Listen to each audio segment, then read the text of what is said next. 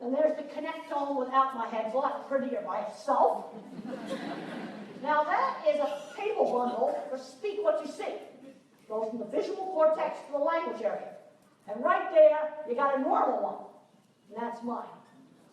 I got a lot of extra branches. Maybe that's why when you put a keyword in, I get pictures. And at NASA today, I talked about, how I'm a visual thinker. Many of the people at NASA are mathematical thinkers. And we need the different kinds of minds to work together on things. I paid a price for that. I got less circuits for speak what you see, and that might explain the speech delay. Now, if you do work hard on therapy, the fibers that are left, you can increase the bandwidth of with therapy. Now, if the circuits are really severed, you're not going to fix that. But there's some fibers there, you can expand them. And there's my circuit for speak what you hear. I'm definitely not an auditory learner. Absolutely, definitely not. And this is a picture that a young person drew in age 9 in perspective. I was good at art. And everything was done to build up on my ability in art. Take the thing the kid is good at, build on it. If the kid likes trains, read about trains. Do mathematics with trains. Broaden it out. Because we've got to start thinking about getting them ready for a career. I'm seeing too many kids graduating from high school that have never had a job. I had a lot of work experience before I graduated from high school. Lots and lots of it. I'm seeing too many kids that are not learning basic things like shopping. I was doing that at age 7. Okay. Academic skills tend to be uneven. And oftentimes there's not enough emphasis on the thing the kid's good at. The thing that you can turn into a career. Okay. This is a picture a young man sent to me to show how he thinks in pictures. See, everything I think about, it's a picture. I used to think everybody thought that way. But when I talked to NASA this morning, said the first step you got to do is realize other people think differently. And as we went around and we looked at things, I could see some things from the visual thinking standpoint. And I got to go in this simulator of a capsule re-entry. And I'm laying on my back in this metal thing, and I'm looking at a video screen, and I can see the parachutes come out. And then just as you land, they cut the cords to the parachutes. And I go, what if that was done at the wrong time? You'd be dead. Really dead. And they said, you're asking really good questions. Because I'm seeing that that's a real critical control point. You don't want to have that cut at the wrong time. And here's a picture of one of my facilities. See, when I design something, I can see it in my head. Now, one of the things I did to sell customers is I'd show my work. Drawings, pictures. I started out in high school with a sign painting business. And then that morphed into designing livestock facilities. I strongly recommend the educators working with these kids, especially high school kids, let's all learn how to set up your business for self-employed. I think the teachers, they need to learn how to do that, help them set up their business, have some business magazines, because the educational world, I think, is too separated from the business world. So let's get some business week in that office.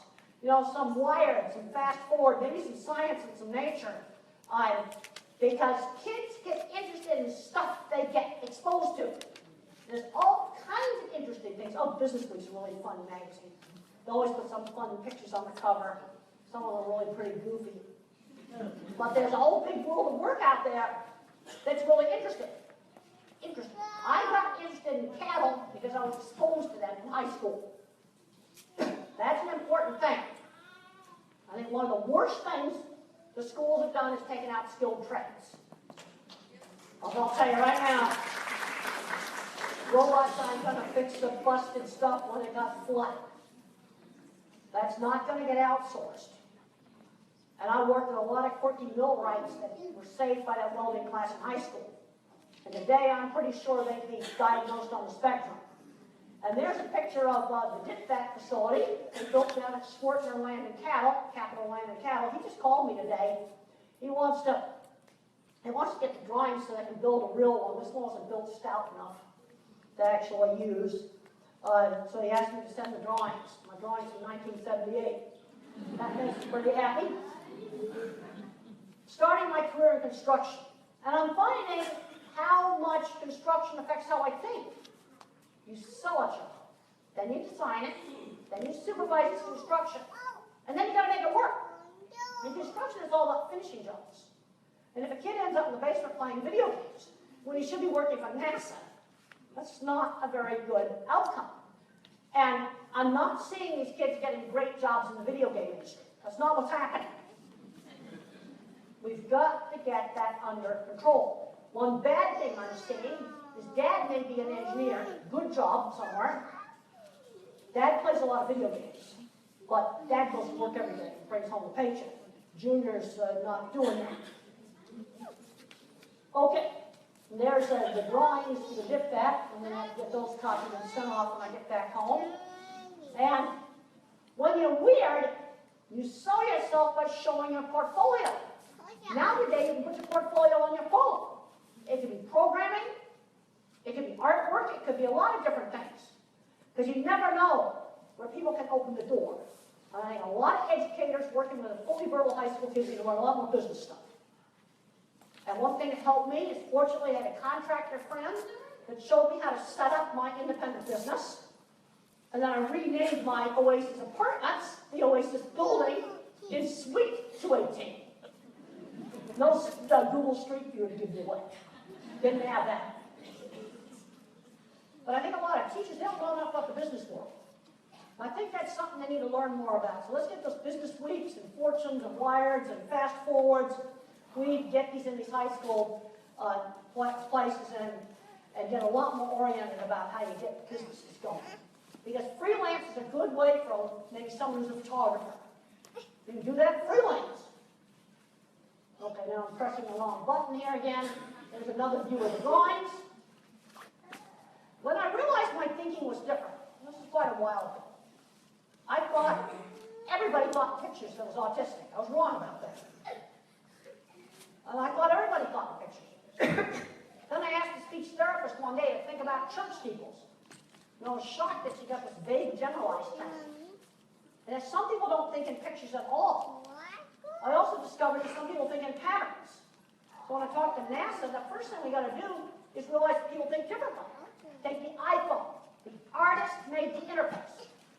The engineers had to make the inside of that phone work. That's the different minds working together. And today I was looking at a robot that had a complicated hand with cords in it that worked the hand. So that's going to break. I'm going to have to fix that. So I'm already thinking about how I'd have to fix that. I better have a stiff piece of wire on the space station to rethread the cords back through it. I'm going to need that real, real bad. And then I'm getting thinking, how do I keep all the little finger bits from floating around the space station? I want to take some duct tape, put over like this, put on the dining room table, and stick the finger bits on, and I can float around the space station. You see, I can see that. Because the thing is going to have to be fixed. It is going to break.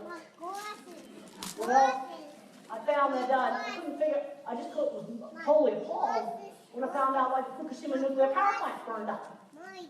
Not a very good idea when you live next to the sea. Put your emergency cooling pump in the non-waterproof basement. I am not kidding. Simple, watertight doors, it would not have happened. But you know what I learned about the mathematician? They don't see it. I can't design a nuclear reactor. I can't do orbital mechanics. But some other things, I had to try on a moonwalk glove. That was very cool. And my nephew's got a friend that's making spacesuit gloves. I was telling one of the astronauts there how he was making a spacesuit gloves. Got really, really interested. You see, there's the visual side of design and the math. And these gloves, that's not for the math side of stuff. Okay. Now for me, I kind of see pictures of individual churches just flash up into my mind. See, everything I think about, concepts are made with specific examples.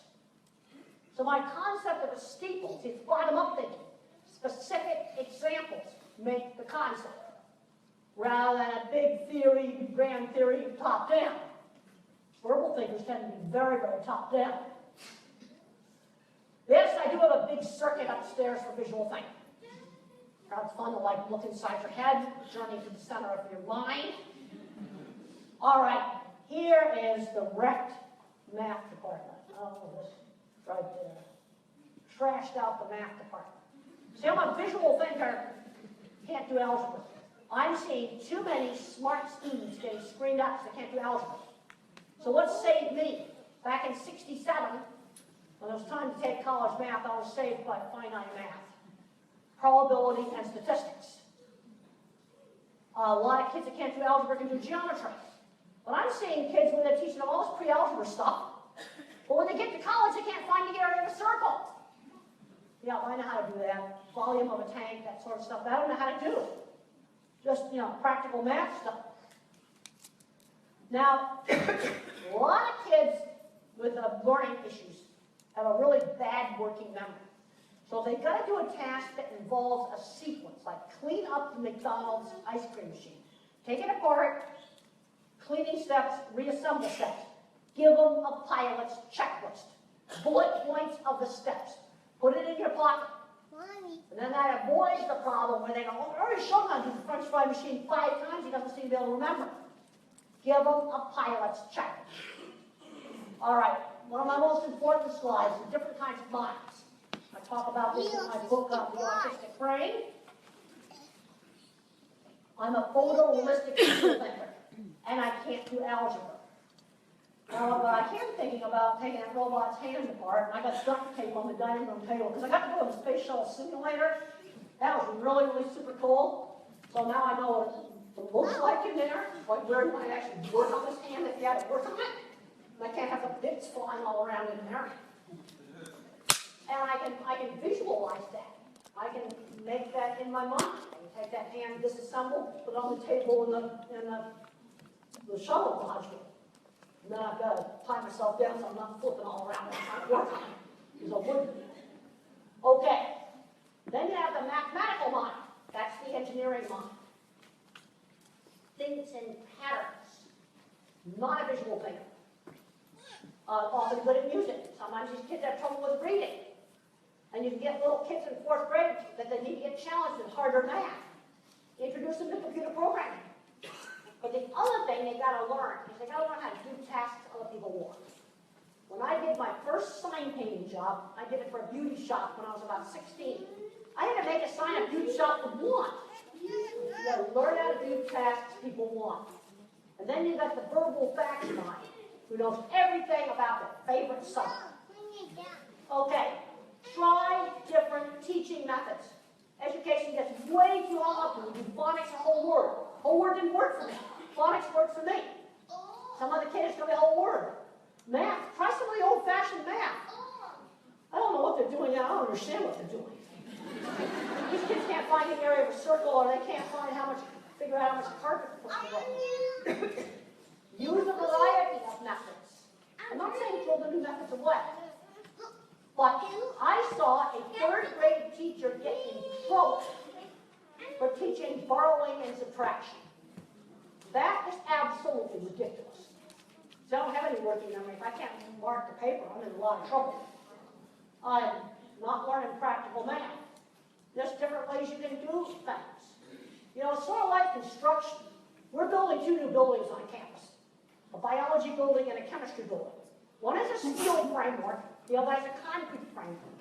Now you can tell the difference when they're building them. But when they're done, you're not going to be able to tell the difference. Because it doesn't matter. Concrete's a little bit slower. Sort of like, they have, some pros and cons. But basically, you're going to end up with 2 buildings that are really super nice. Okay. Try using the Google image function to search for cool visual math things. You take these keywords right here and put them into Google for images. You can find websites that you're not going to find on regular Google. Really, really, really cool stuff. Just taking these words here, type them into Google images. Now to give you a glimpse into the mind of a mathematician. That praying mantis is made out of a single sheet of folded paper. And what you see in the background That's the folding pattern. That's not my mind. There are some great little origami starters that some kids made. And there I am building stuff. Okay, you got a kid that likes Legos? Oh, give him some tools. You know, saws, hammers, drills. Give them some old forklift pallets, let them rip them apart, build stuff out of them. Give them more stuff to build with. I mean, Legos are fine, but let's get beyond that.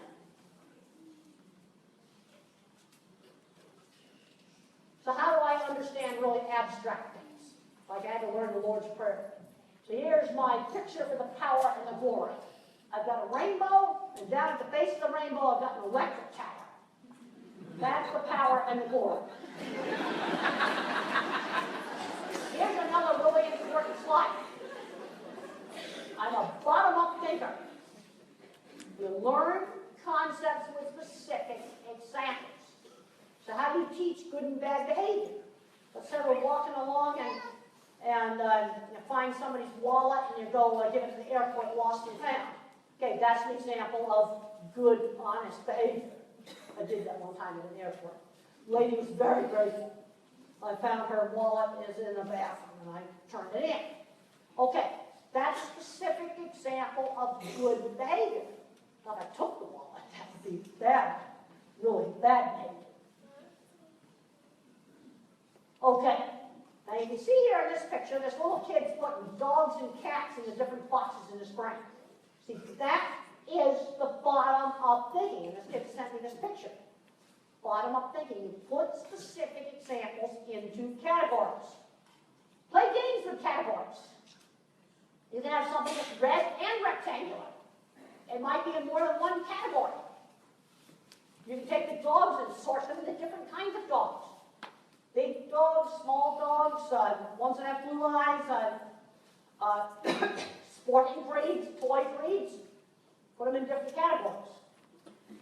And when I was in high school, I was called tape recorder. So Cheryl found a really great vintage tape recorder to put on this slide. Well, in our era, we had some really klutzy equipment. And I couldn't figure out why I was being called a tape recorder. It's because I always use the same phrases. But the more you get out doing stuff, then less tape recorder. And the only places I was never teased was the shared interests. And even the worst kid on teasing, there was one truce, like a ceasefire with this kid. It was when we were both doing giant stilts made out of 2x4s. I had one little reprieve from teasing. Yes, and that was really bad. And I had to switch from anger to crying. So I got thrown out of 9th grade for fighting. Throwing a book at a kid. How do you teach number concepts? Well, they got to learn that you can have 3 apples, 3 people, 3 pencils. Teach fractions by cutting up the pizza. And there's some people that say, well, you got to use a number line. Well, fine, we use a number line. But for a lot of kids, let's use the pizza first. Then they can understand the half a number line. Half an apple. And you can start to see that relationship. Okay, teach position words. Up, down, on, in. Use 5 or 6 specific examples for each position word. Otherwise, if you just say up, they might think up only applies to stairs. They got to learn up applies to a lot of different things. I got up off the bed. I went up the stairs. I jumped up. I reached up to get to the shelf. Yeah, they all, a certain principle. Now, I was more interested in looking at pictures of things than pictures of people. But you need some pictures of people interested in things. You got a whole bunch of them over at NASA. Probably find that rockets are a lot more interesting than people are. Okay. Make friends who share interests. Things like Boy Scouts, Girl Scouts, robotics clubs, art clubs, theater clubs, band. And I think it's terrible that in some states, they're cutting all this stuff out. There are some states in high school you can learn math, English, and sports. That doesn't exactly prepare people for the job very well.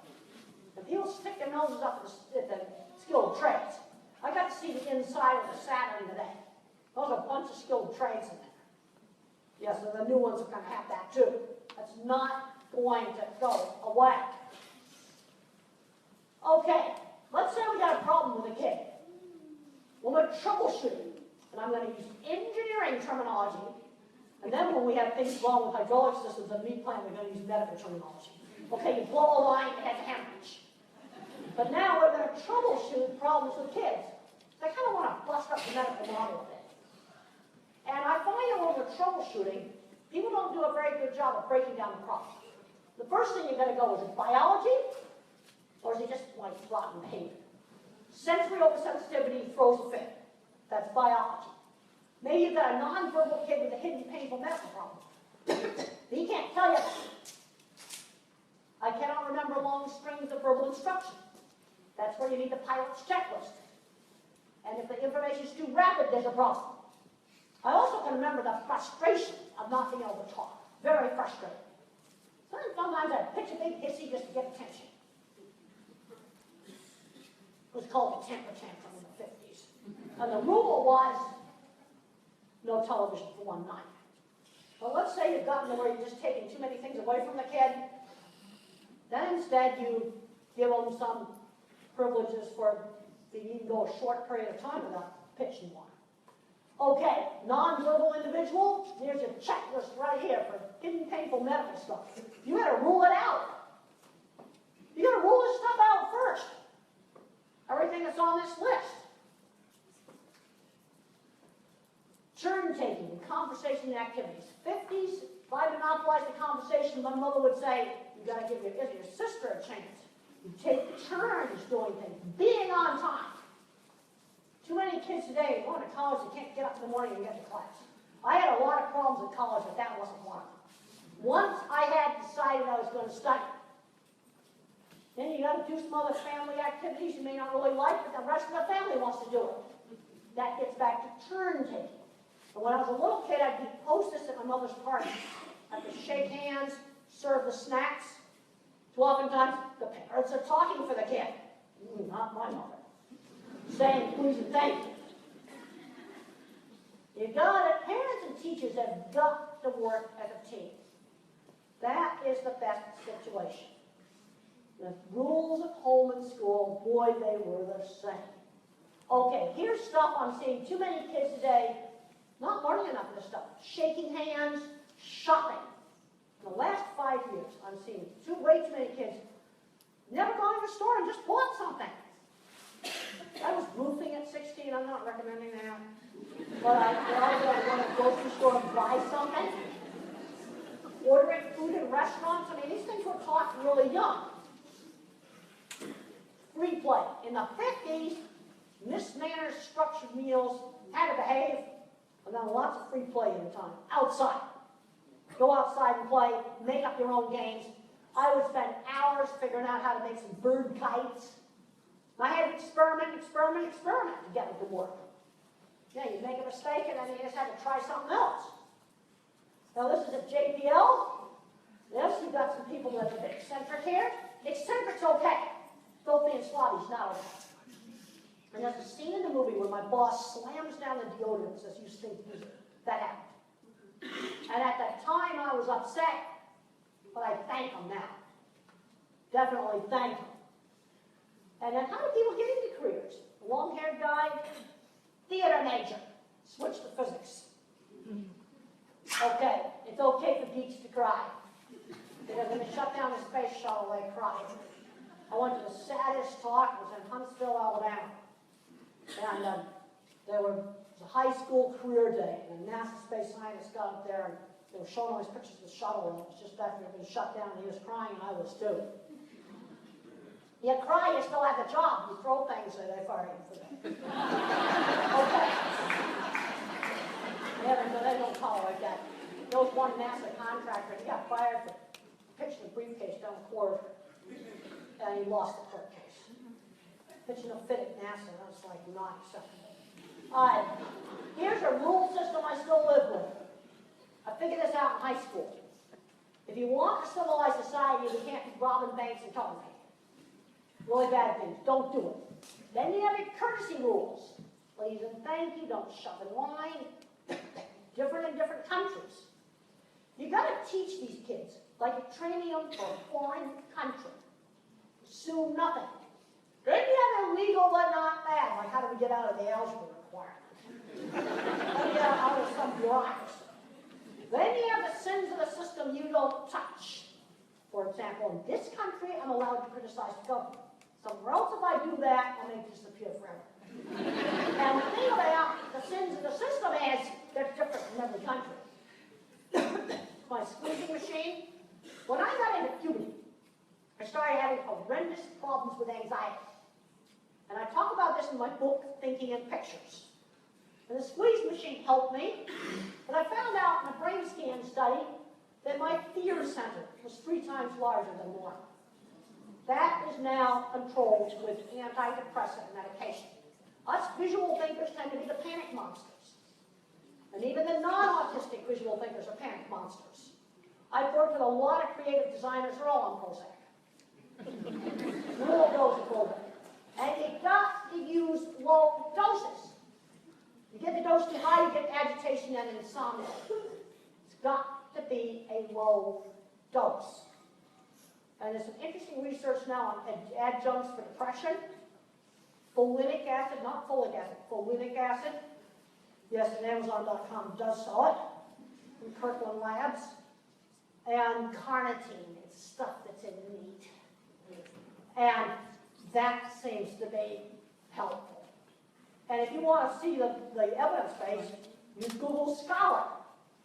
Type in autism and depression and folinic acid. Depression and meat. They're even finding things like Celebrex, an arthritis drug, helps on depression because it damps down inflammation. You know what else helps? Aspirin. But nobody wants to study that because I'm not going to make any money on that. Can't patent that. But damping down inflammation. Interesting stuff. Look it up yourself on Google Scholar. There's way too many heavy-duty drugs given out. But there's a lot of people with very high anxiety with a little touch of Prozac. Throw the label away, the doses are too high. It's a real low dose. You get too high a dose, they're going to be going manic. They'll be acting like they drank 55 cups of coffee and going crazy. There's a rear view of the squeezing machine. And there's a therapist working with pressure. Now, the thing about pressure, it helps some kids, it doesn't help everybody. This is the problem with the sensory stuff. A lot of people just say, well, it doesn't work. The problem is, under an autism label, you've got so many apples and oranges together, where you have different kinds of sensory problems. Some kids respond to swinging, others don't.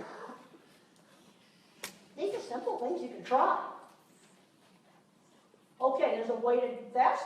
I go on to Google Scholar and I type in, find some papers that says it doesn't work. The problem is, there's a subgroup where it does work.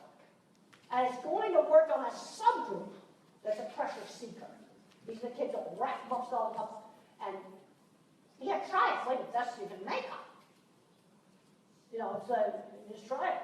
I think it's important to get these little kids that don't want to be touched, the like to be hugged. That's an easy one to fix. Just remember, deep pressure is common. You got the babies that don't want to be hugged? Well, swaddle up for 20 minutes. Old-fashioned thing people have been doing thousands of years. So you just try it. Okay. Elementary school life skills training. Party hosted at my mother's party. Selling candy in the neighborhood. Shopping by myself. I got 50 cents a week for allowance. Yeah, I could buy 5 comic books for that. But if I wanted a 69-cent airplane, I had to save. That taught a really basic thing when I was 7 years old. My work experience. 13 years old, mother got me a sewing job. Just made it in the neighborhood. Think of it out in the neighborhood. A little cash economy. How about walk dogs for the neighbors? You belong to a church, you need to get a church job. They've got to learn how to do a task outside the home starting in middle school. So that kid's got to do Thursday night chairs for the church, every Thursday night. Got to do all the chairs. Doing a task on schedule outside the home. You should start in middle school. It's Mrs. Jones's dog you walk every day at 6. Every day, a 20-minute quality walk. Got to learn how to work. 15 hours cleaning horse stalls. Went away to special boarding school. I learned horse farm management. I learned roofing, carpentry work, 3 years of not studying. until I got my science teacher got me interested in studying. 17 years old, I was selling science. You see that starting a freelance business? We've got to help these kids set up their LLCs. Fortunately, I had a contractor friend that helped me, actually helped set mine up for me back in the 70s. So the people that are working on this stuff, they got to learn a lot more business stuff. We got to get out of some of them. We got to bust out of these silos. And when I was in college, I did internships. I was going out to my aunt's ranch. I worked in the research lab one summer. We got to talking at NASA about where I was for the moon shot, the first one. I was working at the research lab. And I can remember walking out in the backyard of a rented house. They had to rent with another lady. And looking up at the moon and saying, well, people had walked on the moon. And I was, just about ready to graduate from college at that point. College internships. We've got to get rid of the transition cliff. 2 jobs. Okay, 16 here for working. I want a job. 2 summer jobs, real jobs before they graduate. And we're going to stick them in the informal economy prior to that, or the church jobs. Got to learn how to work. Absolutely have got to. But if you have somebody who's 26 years old and never worked, it's never too late to start. Never too late to start. Okay, well, I was in high school. I was like fixing up our ski tow house and making it really nice. And I wasn't decorating with space aliens. And then when I was getting my master's, I was painting a few signs. That's me up there on top of that thing. I painted that big ridiculous sign up there. And how did I get that job?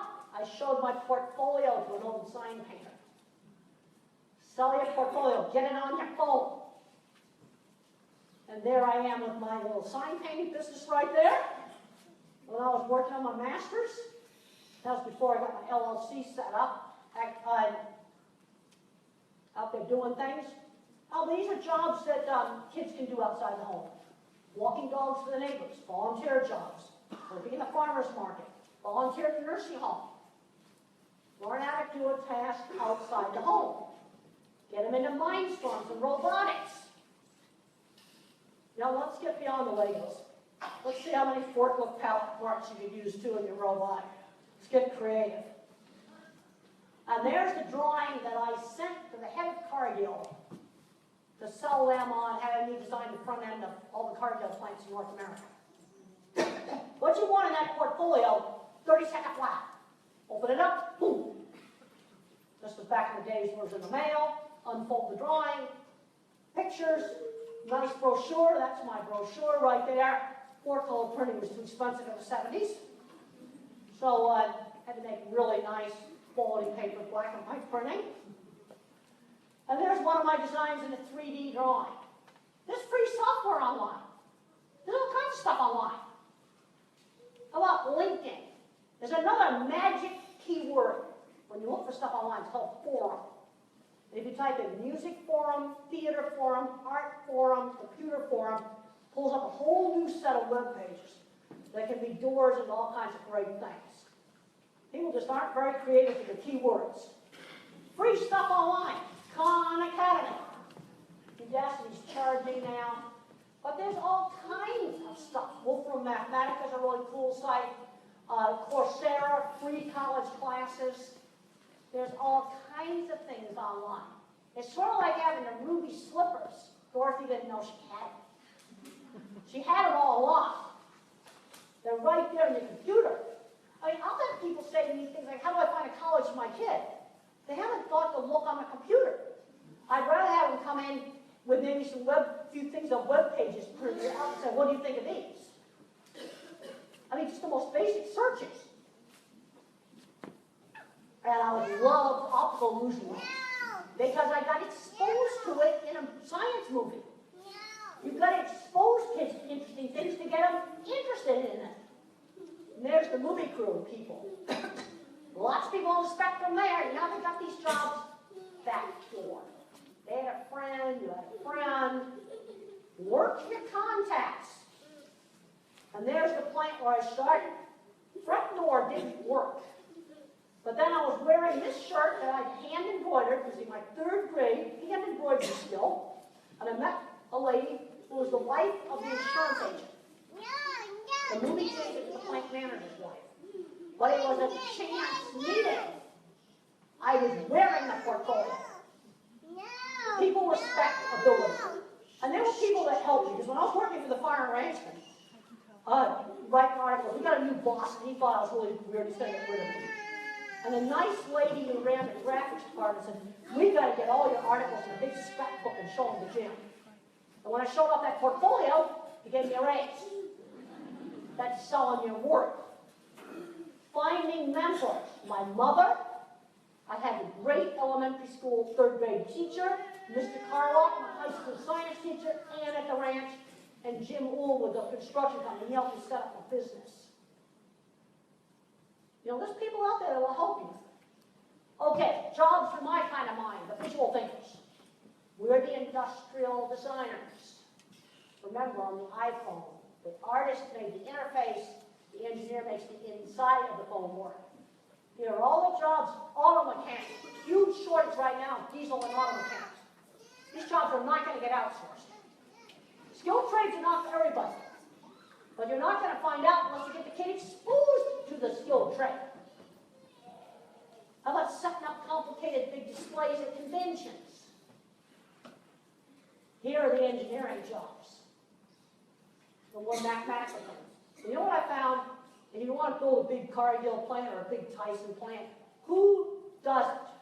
Who designs it? The draftsman lays out all the complicated equipment. It's not the degree engineering, it's the draftsman. Yeah, please don't put us in the corridor with the cable trays. I went to a big tech place and that's what they did. Engineers got nice offices. Us, the visual things, we got crappy offices. Now, at least in the meat industry, they stick them all in the boiler room.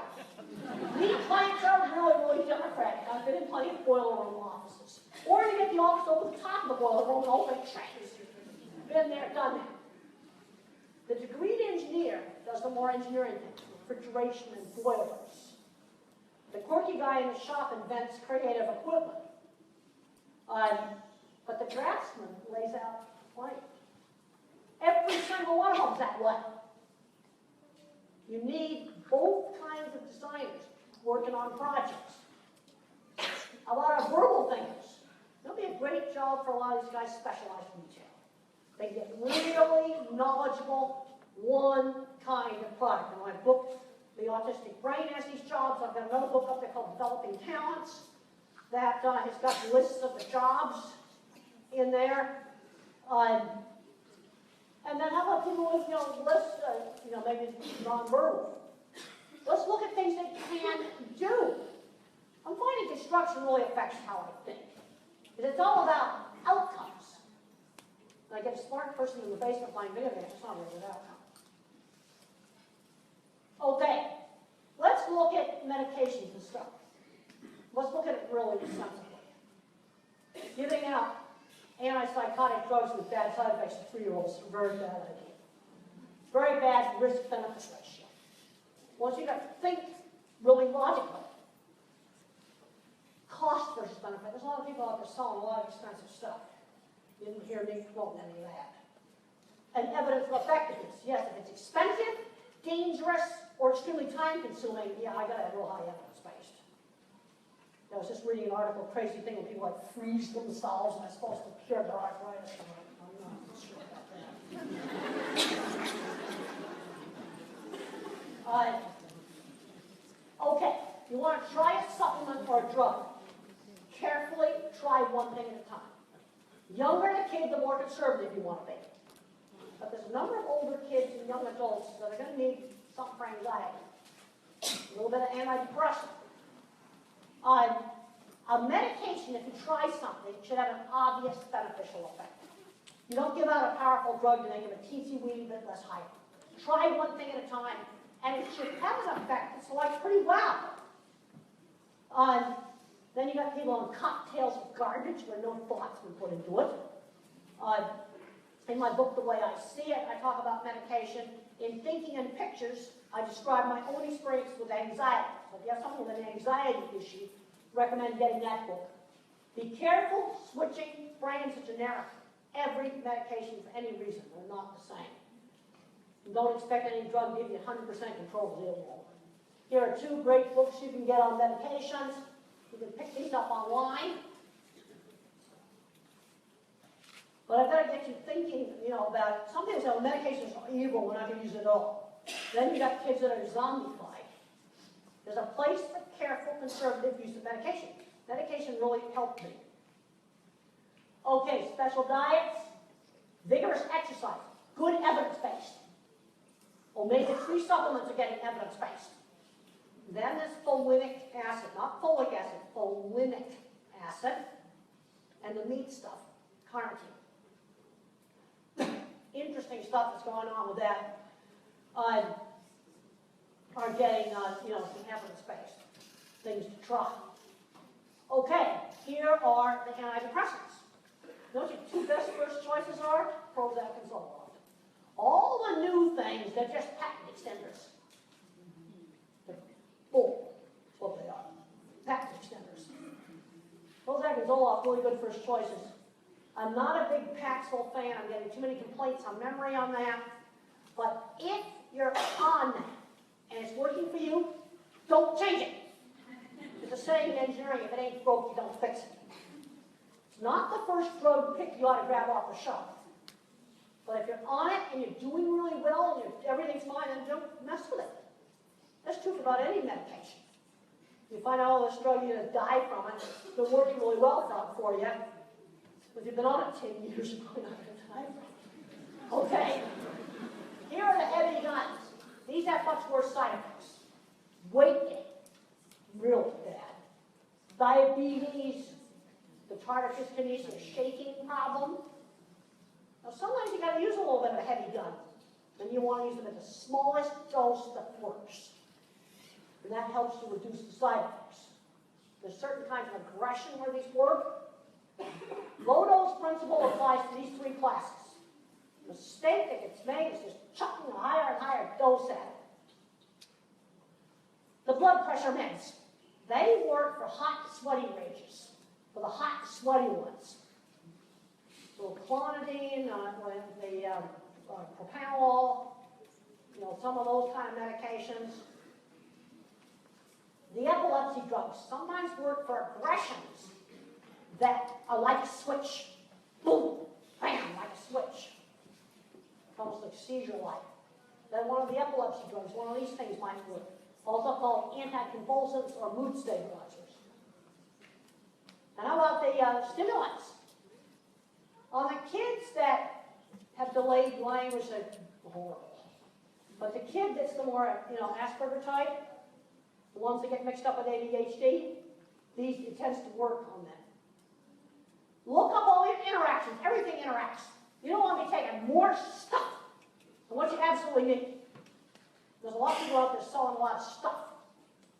I'm taking an antidepressant, and I take a probiotic. There's a lot of urinary tract infections. That's been working really well. I have to rotate them. That's been working well. I take some vitamins. I take more stuff than what you absolutely have to take. Let's just look at my genetics, very typical. Father's side, 4th generation of bankers. My grandfather, on my mother's side, MIT-trained engineer, co-inventor of the autopilot for airplanes. Anxiety and depression, both sides. Visual thinking on the mother's side.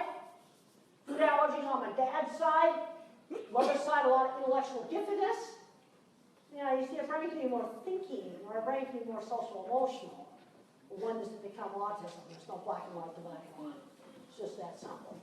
And here's a book about famous scientists and musicians that are probably on the autism spectrum. All right, now, time to do some questions. I'm going to pick somebody, and then I'll stick around for a while and sign books and talk to people. I always like to do that. Okay, I'm going to pick somebody. Somebody get their hand up. Okay, right there.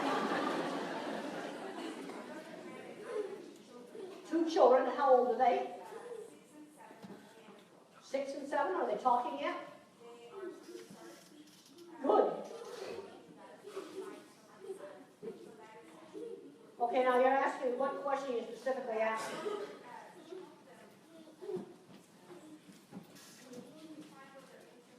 Well, on a 6 or 7, a 7-year-old, that's pretty young Are they good at drawing? What kind of thinker the kid is? That often shows up around 3rd grade. The visual thinkers do art. The little mathematicians like math stuff. Both of those kinds like Legos. And the word thinkers be careless about Legos or art. They're a little bit young still. What are they interested in? She likes to sing? All right, well, let's teach her a lot of singing, a lot of different things. What you want to take is broaden it out. You want to broaden it out so it's less fixing. Singing different kinds of songs. Some of these kids are musically gifted. Okay, right there. Dr. Grandin, I have 4 boys. Some of them have different spectrum.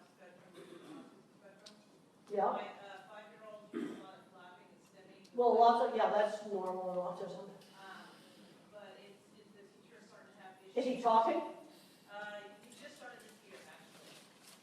He just started forming sentences. Well, the other thing you always want to look at, is he making progress? Yes. And the little kids you absolutely got to control the zoning out on screens. I want to really, really limit screens. And spending a lot of time doing things with people, talking, don't give them time to use the words, don't talk for them. Turn-taking, a lot of turn-taking activities. They need to be interacting with people.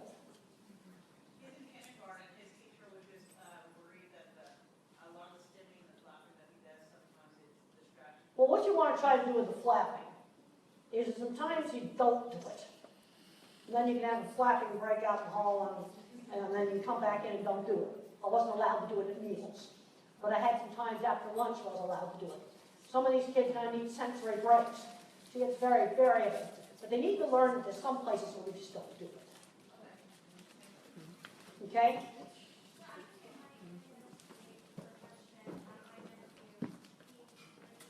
He's 3. Okay, now 3-year-old, I want to get lots of hours in, FaceTime in with an adult. How much hours of therapy is he getting? One-on-one. What? And he's making progress? He hits a lot. And what's bringing on the headache?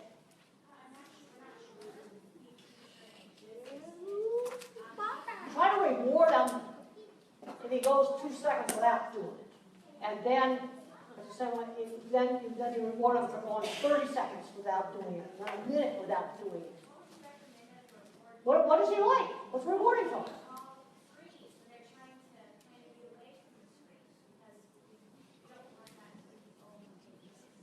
Well, what is it on the screen he likes?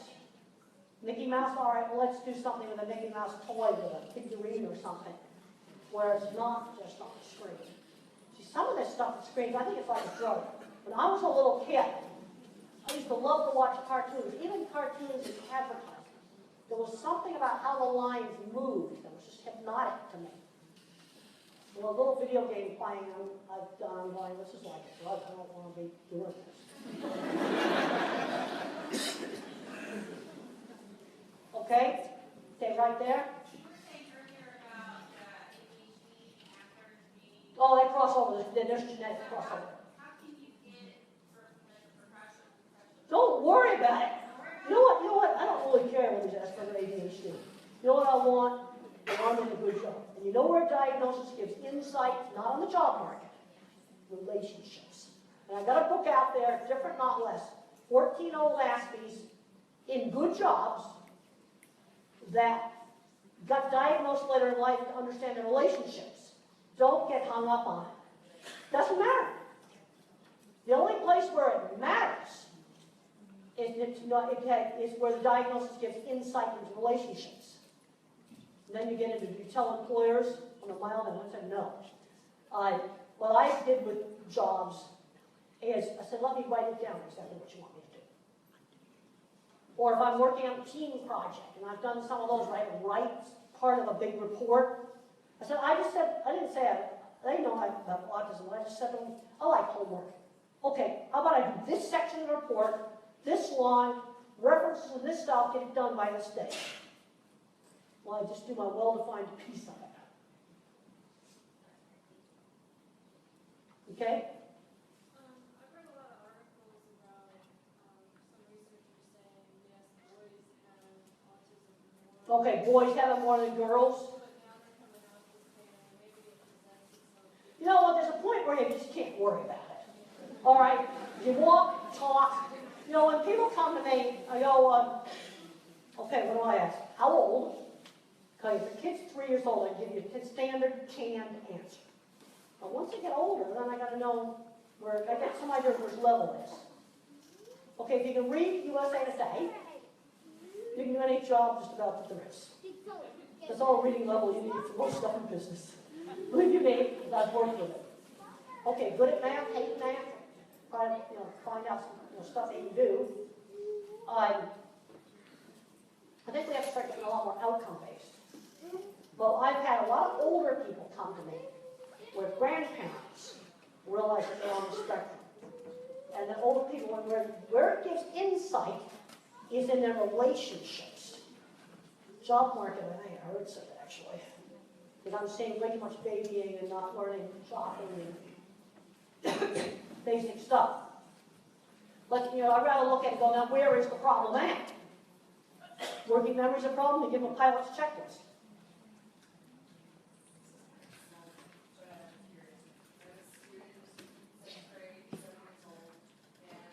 Sixth grade, 7 years old. I got to repeat it for everybody else. Second grade, 7 years old, and he's tactile. He really likes physical stimulation of like soft tissue, but he also likes the chubby part of my arm, and so he'll come and just Pinching your arm, that's not okay.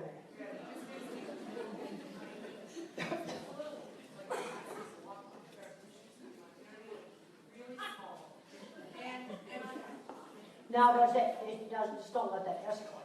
Right. Just poking your arm, I want to know because what's happened is I feel like I don't want to say no, but he's showing this like it's a caring thing too, and he likes that tissue part. But Okay. I want to know like what's the suggestion of that to someone else nice to him. Well, you have to kind of, there's some books that have like target zones, and you have people you can hug, and then people like a mailman, hug him, or the clerk at Walmart, they might be acquaintances, and then there's certain people you can do that with, and other people you don't.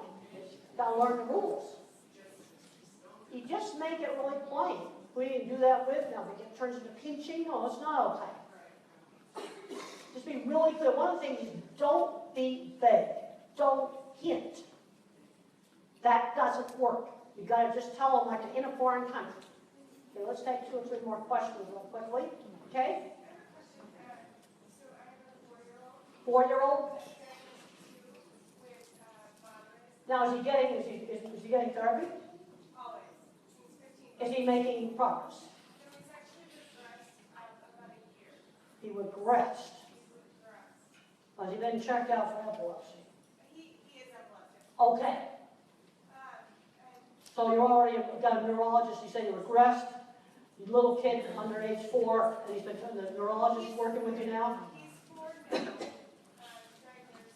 right at 2. And some of that regression is epileptic type stuff. And I guess the point to my question is, when do you say this is the skill base, or these are the cognitive? Well, the thing is, when you get into things where they'll say, "Oh, this kid can never do this," and then there's a point where you might be just overloading the sensory system with the therapy. That's not working. You're driving into sensory overload. That's not going to work. Well, you always have to look at when you're doing therapy, am I getting progress? Then there's a point where you're beating your head against the wall. I'm not saying you should totally give up, but you may want to try some other different approach to teaching them things. I'd recommend getting that Tito, How Can I Talk If My Lips Don't Move? Because he describes having to learn how to put a t-shirt on. And if his mother just yanked it over his head and shoved his hands in, he couldn't feel the sequence. So he spent 5 whole minutes pulling the shirt extremely slowly over his head. And then very slowly through the arms. Then he could feel how the shirt worked. Then he could put it on. If he just yanked it on quickly, he couldn't feel it. And like I read another thing, teaching a lady how to put an older girl how to put a slipper on. And they take the shoe, let her feel the shoe, slide it very slowly over the foot, and to where it was continuous motion. And then she felt how the shoe went on. The other thing is you can't leave, the whole task has to be going in an unbroken, seamless way of teaching it. You know, there's a point where you might be doing a therapy and you pound your head against the wall, and you're going to stop it and do something else. And then there's some kids that aren't going to talk, but they can learn to type. I guess I'm confused at where you say, how long do you try something before you know it's a terrible fit? Well, it's hard to say. It's hard to say that, you know, if you're doing something for 3 months and nothing improved at all, and you're really doing intensive therapy, then maybe you're driving the bubbles may not be working. I mean, you can get into arguing about this type of ABA. I try to avoid all those arguments. The thing that I'm interested in the outcomes, like a steel frame building and a concrete frame building, it doesn't matter. But I want to get progress, that things are getting better. Now maybe he needs to be treated with some other different things for epilepsy. What's being done on that? Okay. And then of course there's always Colorado.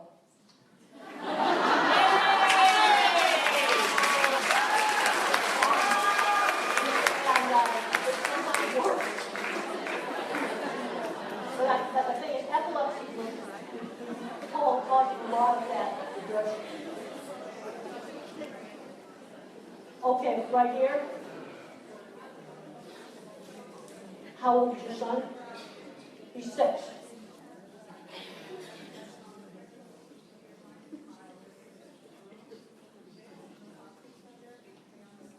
Well, what we have to do on getting on the play together is let's do something with a board game. So we did lots of board games in the 50s. And I had to learn how to wait and take my turn to shake the dice and move the little man around on the board, on the Parcheesi board. But a lot of these kids are awful about, not knowing how to take a turn. He gets bored with it. He's how old? And, you got to start looking at what they can do. A lot of them get tired really quickly because of the sensory overload. If you teach him hard things when he's not tired. Teach him difficult stuff in the morning and when they're fresh in the morning. Okay, right, okay, 2 more quick ones. Well, there's a point where you can force it to the point where it just gets stupid. I mean, we've got to be looking at, functionality. Well, you want to try to encourage it. But I find if I'm in a noisy airport, and I can't hear what the ticket agent's saying, if I look at the ticket agent, I have a hard time hearing what the announcements are saying. See, because I'm trying to process 2 things at once. Okay, one more right there, and then we'll go to the book table. Okay? 2 years old? I hope you're getting lots of hours of therapy right now. I can give you a canned answer for 2-year-olds. That's where things can be the same. Well, it's typical to do a lot of the sensory things. I hope you're getting some OT.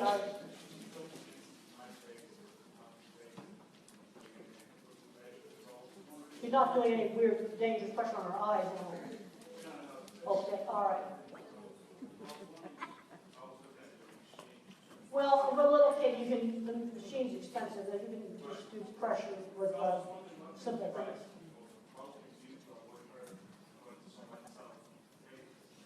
Well, you have to gradually teach her not to do that, and then give her some other ways to get pressure. I get a good OT and sensory stuff to work with you on that. All right, so I'm going to end it now, and I just want to thank everybody for coming.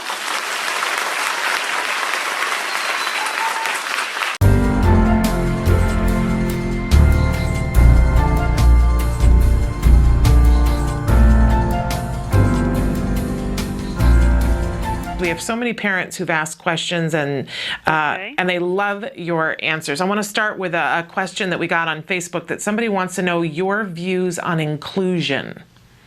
Well, I think a lot depends upon the particular situation. And for young children, elementary school children, I want to try to do inclusion as much as what's practically possible, because little kids need to get the socialization. Now, I was one of these teenagers that in a big high school, I was teased to death. It was just absolutely terrible. It just absolutely did not work. And I was one of the teenagers that had to be taken out of a big high school. And where inclusion totally worked for me in elementary school. I was in a little country school, small, very small classes. It was very much, it was a private school, but it was very much like a small rural elementary school that I've seen in rural communities. Older, experienced teachers, and that worked really well. But I was one of the ones that had to be taken out, and I went to special boarding school, and I've had some parents take their kid out and homeschool them. And all I want to say, if they homeschool their kid in high school, they cannot let them become a recluse in their room. When I went away to the special boarding school, I had a tendency to want to do that, and they wouldn't allow that. They let me do lots of different things that I wanted to do, and when I wanted to clean the horse barn, they got me insulated boots so my feet wouldn't freeze off, but I had to be at meals on time. Even though I didn't do much studying, I had to attend classes. One thing they absolutely would not allow was for me to become a recluse in my room. And I had to be out doing things. But there's some kids where getting away from the whole teenage scene is the best thing you can do, and socialize with grown-ups. Yeah. Because I'll be perfectly honest, socializing with teenagers is not a life skill that I need. Well, I think a lot of people would agree with you there, Temple. But on the other hand, I've seen situations where they decide to homeschool their teenager, and he became a video game recluse, yeah, and ended up on Social Security going nowhere. Yeah. And that makes me nuts. Yeah. Because when I go out into the technical world, there's old Aspies and there's old geeks and nerds out there that would be definitely diagnosed on the spectrum today, old gray hairs my age, and they've got jobs. Yeah. Jobs they like, and they've kept those jobs. Well, we've got another parent who wants to know what you think about the recent statistics that somebody was quoted as saying that in 2012 that the numbers for autism at the rate that we're growing could be as high as 1 in 9. And what your thoughts are on those numbers. Well, some of it's just increased diagnosis. I mean, the geeks and the nerds and the Asperger's, they've always been around. Now, they're going to be changing the diagnostic criteria in May to take the mild, kind of socially awkward person and call them social communication disorder rather than autism, which is really rubbish because the social communication problems are the core deficit in autism as far as I'm concerned. Mm-hmm. So some of this is just increased diagnosis. And I think there is some severe autism and severe problems that have increased. And there's also a good number of mental retardation that has now being called autism. And mental retardation diagnoses have actually gone down. You see, people seek the autism diagnosis to get services. And I think one of the reasons why in the DMS-5 they're changing that, they're taking out Asperger's, is they're trying to cut down on the amount of people labeled autism. I think the committee actually did that on purpose for that reason. And the problem is, diagnosis is not precise. And in my new book, The Autistic Brain, Richard Panik and I are going to be going through the whole entire history of the diagnosis. It makes you kind of sick because it kept changing. It's doctors sitting around a conference room table making decisions on this. Mm-hmm. Absolutely. Have you had a chance to look at the DSM-5, Temple? Do you... I looked at it when they had it posted on the webpage. Right. I was able to look at it. It's now off the webpage. But I did have a chance to look at it. And basically, Asperger's is going to be removed. And most of the kids that are the Asperger's are going to be called social communication disorder. And they say that that's not autism, which is rubbish. And they're also getting very murky about the speech delay. All of it, more muddled and murky. And I'm just curious, because we all had that opportunity to look at it and to make suggestions. Do you feel like you would still be considered on the spectrum by the DSM? You would still qualify? I would. I would definitely still qualify because I had severe speech delay, and when I was a young child, I had all the full-blown symptoms of classic autism: rocking, spinning, tantrums, no eye contact, fixated interest, repetitive behavior. Because because basically on the DSM-5, there's two things you got to have. You got to have the social communication problems, and then the other thing is the repetitive behaviors and fixated interests. Yeah. And I definitely had that. Okay. I would definitely still be diagnosed. Okay. And which kind of leads into the next question. One of our viewers wants to know what problems that you still face being autistic. Well, I don't multitask well. That's still a problem I face. And fortunately, I have a job that doesn't require multitasking or remembering long strings of verbal information. You know, it's antidepressants have controlled anxiety for me. You know, I'm a visual thinker, and us visual thinkers tend to get a lot of anxiety problems. And a low dose of an antidepressant, some people a little Prozac, Zoloft, or Lexapro. I'm on an old-fashioned tricyclic. Just a little tiny dab stops that constant panic attacks and anxiety. And you have to use very low doses, because if you use too high a dose, you get agitation and insomnia. And if you're interested in that, I'd recommend that you read A Believer in Biochemistry. That's a chapter in my book, Thinking in Pictures, or read the second edition of The Way I See It book. Spectacular, wonderful. And in particular, this same viewer was asking what really has helped you to become the person that you are today. Was it therapy? Was it social therapy? And what do you feel is the main reason that you've had so much progress in your life? Well, first of all, I had superb, excellent early intervention, and a kind of early intervention that was done with me when I was totally nonverbal. I did not talk completely fluently until age 4. I had a lot of ABA-type therapy. It wasn't called ABA back in those days, but a lot of things like my speech therapist would hold up a cup and say cup. When I was 3, my mother hired a nanny who played constant turn-taking games with me and my sister, constantly keeping me engaged. And my ability in art was always encouraged. You know, my abilities were encouraged. And I used to just draw endless horse heads, and I was encouraged to draw lots of other things. And you know, and limits were set on me. Like if I had a tantrum at school, the rule was no television that night. That was the rule, and it was enforced. Great teachers in elementary school, a very, very good, just old-fashioned teachers in an old-fashioned 50s-style classroom. Then when I went to high school, it was my science teacher, Mr. Patey, the head of the boarding school. Mr. Patey had a really good sense of when to let me off the hook and not study, but he was not going to let me become a recluse in my room. Mr. Carlock, my science teacher, it was a whole lot of things. And then there were some good people in the cattle industry. I mean, the movie makes it look like everybody in the cattle industry was just awful. There were excellent, good people. Jim the contractor, Ted Gilbert at the Red River Feed Yard. There were some excellent ranches that did treat cattle right. And there were some good people, and that kept me going. But people are always looking for the single magic turning point. There's not one. The other thing that really helped me, learning work skills. When I was 13, Mother had me doing a little sewing job 2 afternoons a week in a lady's house, and I took apart dresses and hemmed them. When I was 15, I was cleaning 8 horse stalls. I was doing carpentry work. When I was in college, I did an internship at a research lab where I actually had to rent my own house.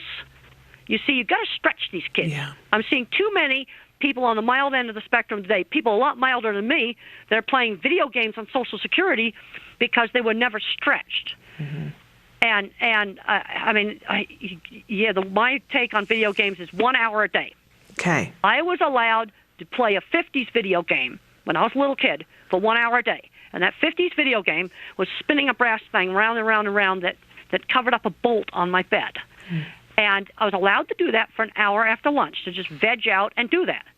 Well, that's the same thing that ought to be done with video games. 1 hour a day. I love that prescription. I'm going to play this for my son, Temple. And I would never recommend banning them. Actually, there's some visual spatial skills you can learn from video games. I just was reading an article in one of my Science or Nature magazines.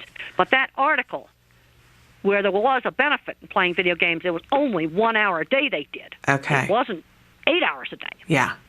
Well, I love that, because a lot of us parents are asking questions and saying, what's an appropriate amount? And an hour seems like a great, it gives them time to play, That's right. but puts a limit on it. So I love that. That's exactly what Mother did with me with spinning things. I was allowed to have an hour after lunch where I could go in my room and I could spin things, twirl the brass plate on my bed round and round and round, watch it twirl.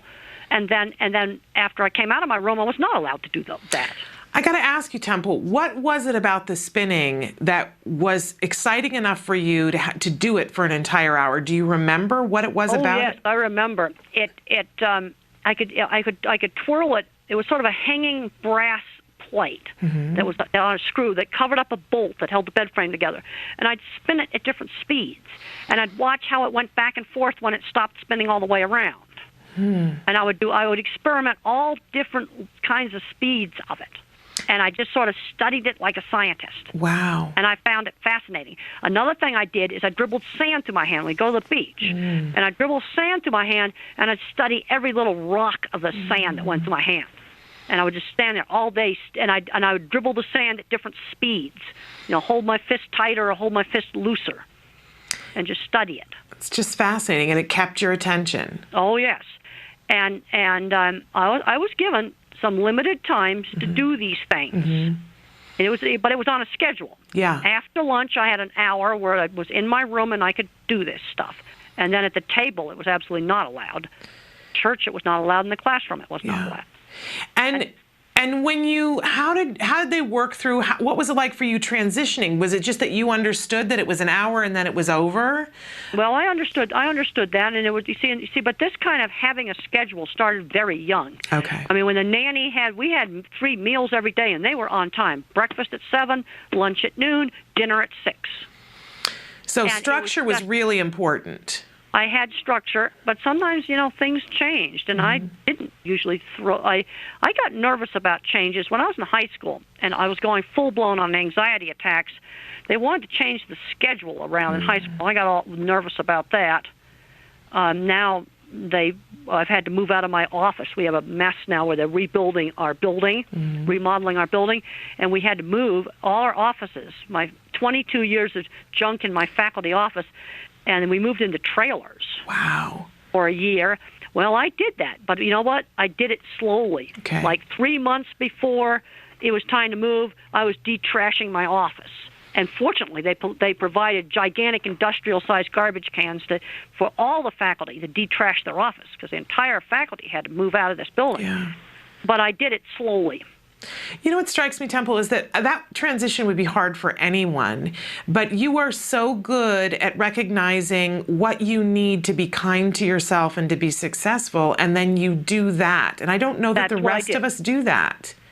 Well, and I did it, and fortunately they had these big garbage cans, because I hate to say it now, my knees are getting bad, and I can't walk upstairs lifting anything because my knees are going screaming, ouch, don't, you're hurting your knees. And I would have had to. I simply can't carry all that stuff. Yeah, but you know where your strengths are, and you know how to compensate when you have an area that isn't a strength, and that's something that we can all learn from. Well, and you have to. I've learned things in organization. Like for my calendar, I've got to have a calendar where I can see an entire month. Yeah. I hate those calendar books where it's a new page for each day. Hate them. Oh, I get those from American Express, and I just give them away. I hate them. And by the week doesn't help you either. You need to see the whole month. I want to see a whole month.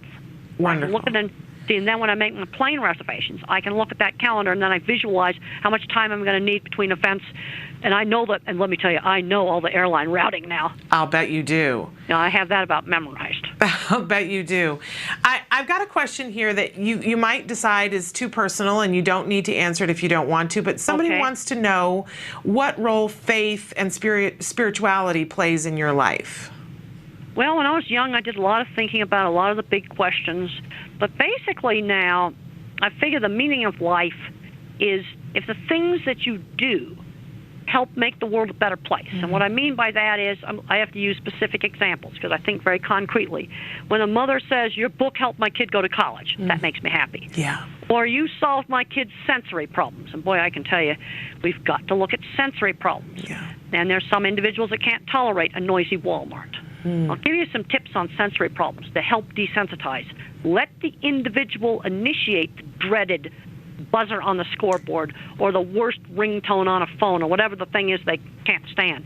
If the person on the spectrum initiates it, or if they hate Walmart, let them control how much Walmart they got to tolerate. And when they give a signal, you take them out. I love that. Because you kind of have to stretch it. Yeah. And then there's some individuals that will never tolerate that Walmart, especially some of you nonverbal individuals. Yeah. Well, that's great advice, Temple, because we've had a couple of parents, one parent in particular who's written in and talked about how her son, his lunch and his physical education take place in an old-fashioned gymnasium that has all wood floor, and it's very echoey in the room, and that it's hard for him. He's supposed to be socializing during lunch, but there's all this echoing noise. Well, the problem is he cannot hear. Oops. I cannot hear in that environment either. Yeah. When I'm in a meatpacking plant, I cannot hear. I have got some auditory processing problems. I don't hear hard consonants. So when I'm in a meatpacking plant and we have to talk, I said, we got to go outside. I can't. I just tell him I can't hear. Yeah.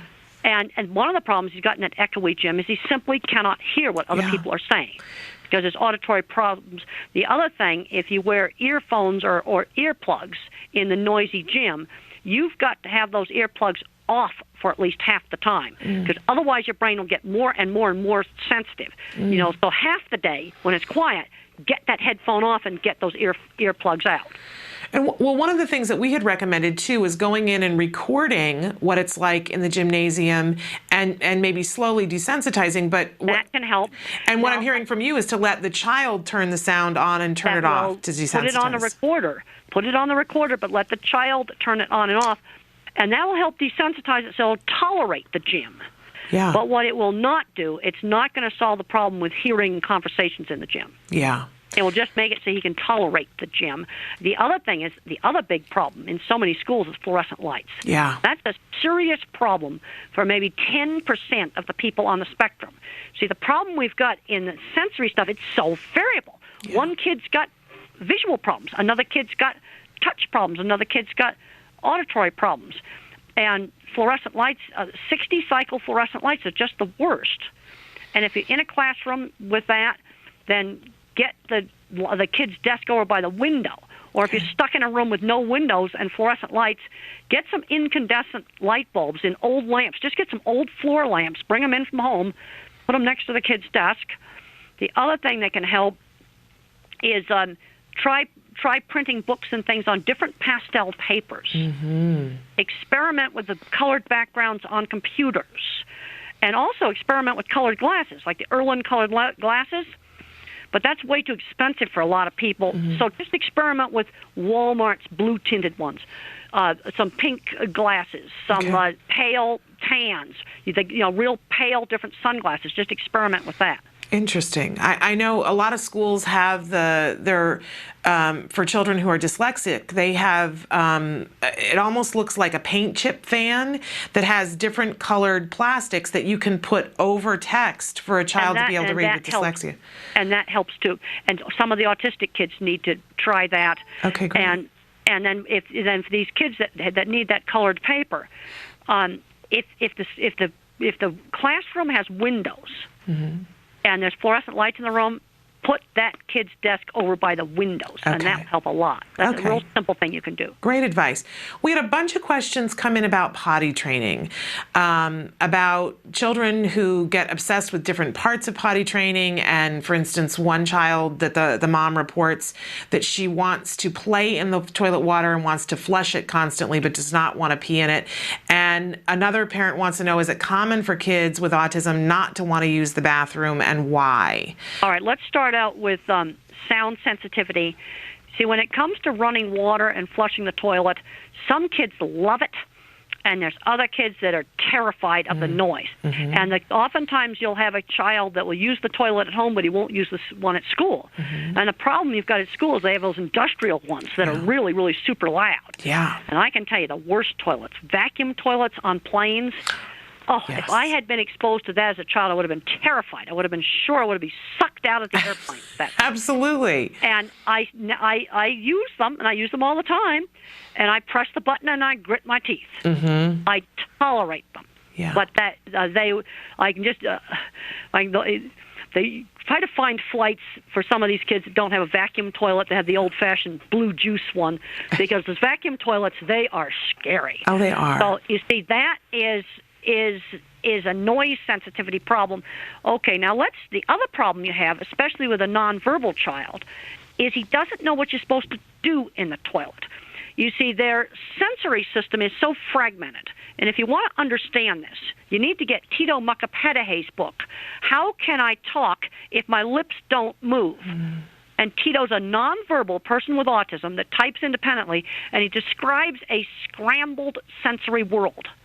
You know, it's sort of like looking at everything with Picasso vision. And he describes that when he had to learn how to put on a T-shirt, it had to be put on him very, very slowly so he could get what the whole task was of going through the head hole, going through the armholes. And one of the things you got to do with someone like that is demonstrate how to use the toilet slowly, and he's got to see the entire thing. Like, how does the stuff get in the toilet? He's got to see it. Okay. You can't leave anything to the imagination. Because he's got to watch the whole task. Okay. Otherwise, they won't understand what they are supposed to do. Well, it's great advice. You can't break it up into steps. It's what I call whole task training. Yeah. It's great advice because I think, you know, we all are so concerned about privacy but making sure that somebody models the whole task. It maybe isn't the prettiest thing. And they got to see how the waste comes out of the person and drops in the toilet. Okay, because great. that step is often left out. I have talked to parents where their child would do it in front of the toilet, then pick it up and put it in the toilet. Right. They did that because they didn't understand the task.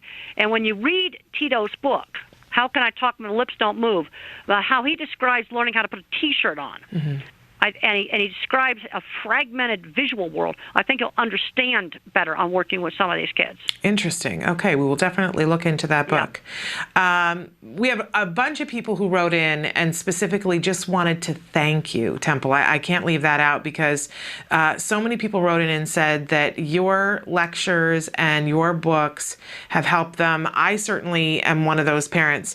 But a couple of parents wrote in and wanted to know what your feelings were about the Sandy Hook massacre now that there's been a little bit of time, and how you feel about the way society looks at individuals with autism. Well, that guy had a lot of the classic symptoms, and he's an example of a kid that was allowed to become a recluse in his room playing violent video games. And then he was playing violent video games, shooting the same gun that he used for the actual crime. What should have been done with that kid, he should have had a job at a computer store. Get your butt out of the house, and you're going to work in a computer store. And that should have been done with him when you're going to take him out and homeschool him? He should have been working in a computer store. Yeah. These kids have got to learn how to work. Yeah. And that is something that started with me at 13. And when you look at my Different Not Less book, Different Not Less is 14 old gray hairs like me that were diagnosed later in life, and that gave them a huge, wonderful insight into their marriages and their relationships. But one of them, who was a computer specialist, her boss asked her, well, if you'd been diagnosed earlier, would you have become an expert computer person at Intel? And this is the thing that worries me. These kids are not learning any work skills. And just about everybody in Different Not Less had paper routes. Yeah. And I know that those are gone. You know what the new paper route is? Dog walking. There you go. That's a great job for 12-year-olds. How about swimming pool cleaning, especially if you live down south? Because I want something that's not seasonal. Yeah. You know, mowing lawns is good, but it's seasonal. Yeah. But these kids have got to learn how to work. Absolutely. Museums will take kids as young as 12 years old for tour guides. Okay. You have to be 16 to volunteer in an animal shelter. They have got to learn work skills, and yes, volunteer work does count. Well, and our entire topic this week, we're talking about on the show transitioning from teenage years to adulthood, and some of the things that we're talking about are job related, because I think on everybody's wish list for every child is that they be a productive member of society. Well, the thing that drives me absolutely nuts is when I go out to a meatpacking plant, there's gray hairs like me all over that meatpacking plant that run the maintenance department. They do all kinds of jobs there, not just working on the line. That's like grunt work. And they're as spectrum as they could be, but they're undiagnosed. Yeah. And half of Silicon Valley is on the spectrum. You know, it's where people have got to learn work skills. And then you have the kids, you know, there's different kinds of minds. There's the visual thinkers like me, going to be really good at building things. there's a lot of these kids that ought to be going to the skilled trades. We have a huge, huge shortage of auto mechanics. And one of the worst things the schools ever did was taking out auto shop and metal shop and wood shop and art and all of those cooking, all of those hands-on classes that can turn into great careers. Yeah. And then sometimes we can do too many accommodations. Like here's one that's too much of an accommodation. There's a little elementary school kid that's too shy to get up and do his public speaking in class, so they let him do it on Skype. I'm going, no way. You're going to have to get up in front of the class. Yeah. And I'll tell you right now, when I gave my very first talk in graduate school, you know what I did? I panicked and I walked out. My very first talk. But then what I learned after that, got to have really good slides. And then if you freeze, you've got your slides. Oh, that's great, because we actually had a question from somebody wanting to know, what are your tricks to get over fear of public speech? So having slides that you can go to and take a moment. Well, let me just explain what we do with my students, because my graduate students have to, do their little 10-minute presentations at the American Society for Animal Science, where they tell about their research. And the thing I work with my students on is having really good PowerPoint slides. Where you start out with the reason for doing the research, the methods, the animals, the statistics, the procedure, the results, the discussion, the conclusions, and nice pictures on your slides, and then enough writing on your slides so if you panic, you read them. There you go. It's not the end of the world for your first talk. Yeah. And you've talked in so many different venues now, and we've shown your TED Talk more than once here on the show because it's brilliant. And I just wonder, were you extra nervous for that, or was it just fine? Did you feel at home? I would think that would be panicking. I was okay because I've done talks in enough big places. And I was okay with that. The only thing at the TED Talk I had problems with is they wanted me to wear this mic that was taped to my face. And I said to them, I've got to wear that for half an hour beforehand to get used to it.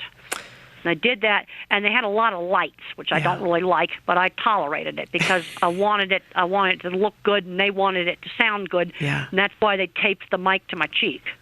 Well, it did look good, and it sounded great, and you were brilliant, and we love that TED Talk.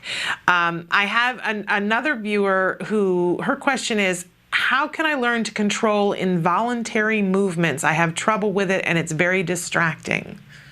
And what you have to try to do is to turn it into an involuntary movement that doesn't bother people. I know a guy that has Tourette's. And you'd never know it because he twitches his mouth and his eye. And it's something that, he does it every 30 seconds, but nobody notices. I never noticed it until he told me about it. If you can try to switch the involuntary movement into something that's less distracting. There's a lot of people that sit in meetings and they jiggle their leg in meetings. Have you ever done that? Oh, yes, absolutely. And there are people who click their pens.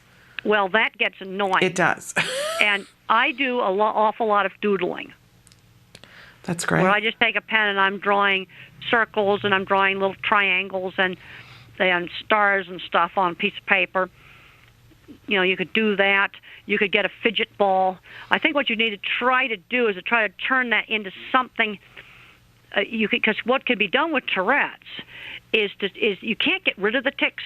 What you do is you change them into something else that's a lot less annoying and distracting. Okay. And what this guy did is he took a bad verbal tic and he turned it into twitching his mouth and his eye every 30 seconds, and nobody notices it. There you go. Wonderful. Okay. Another viewer wants to know, what's your experience with fragmented vision, seeing only the details of things and not the whole picture?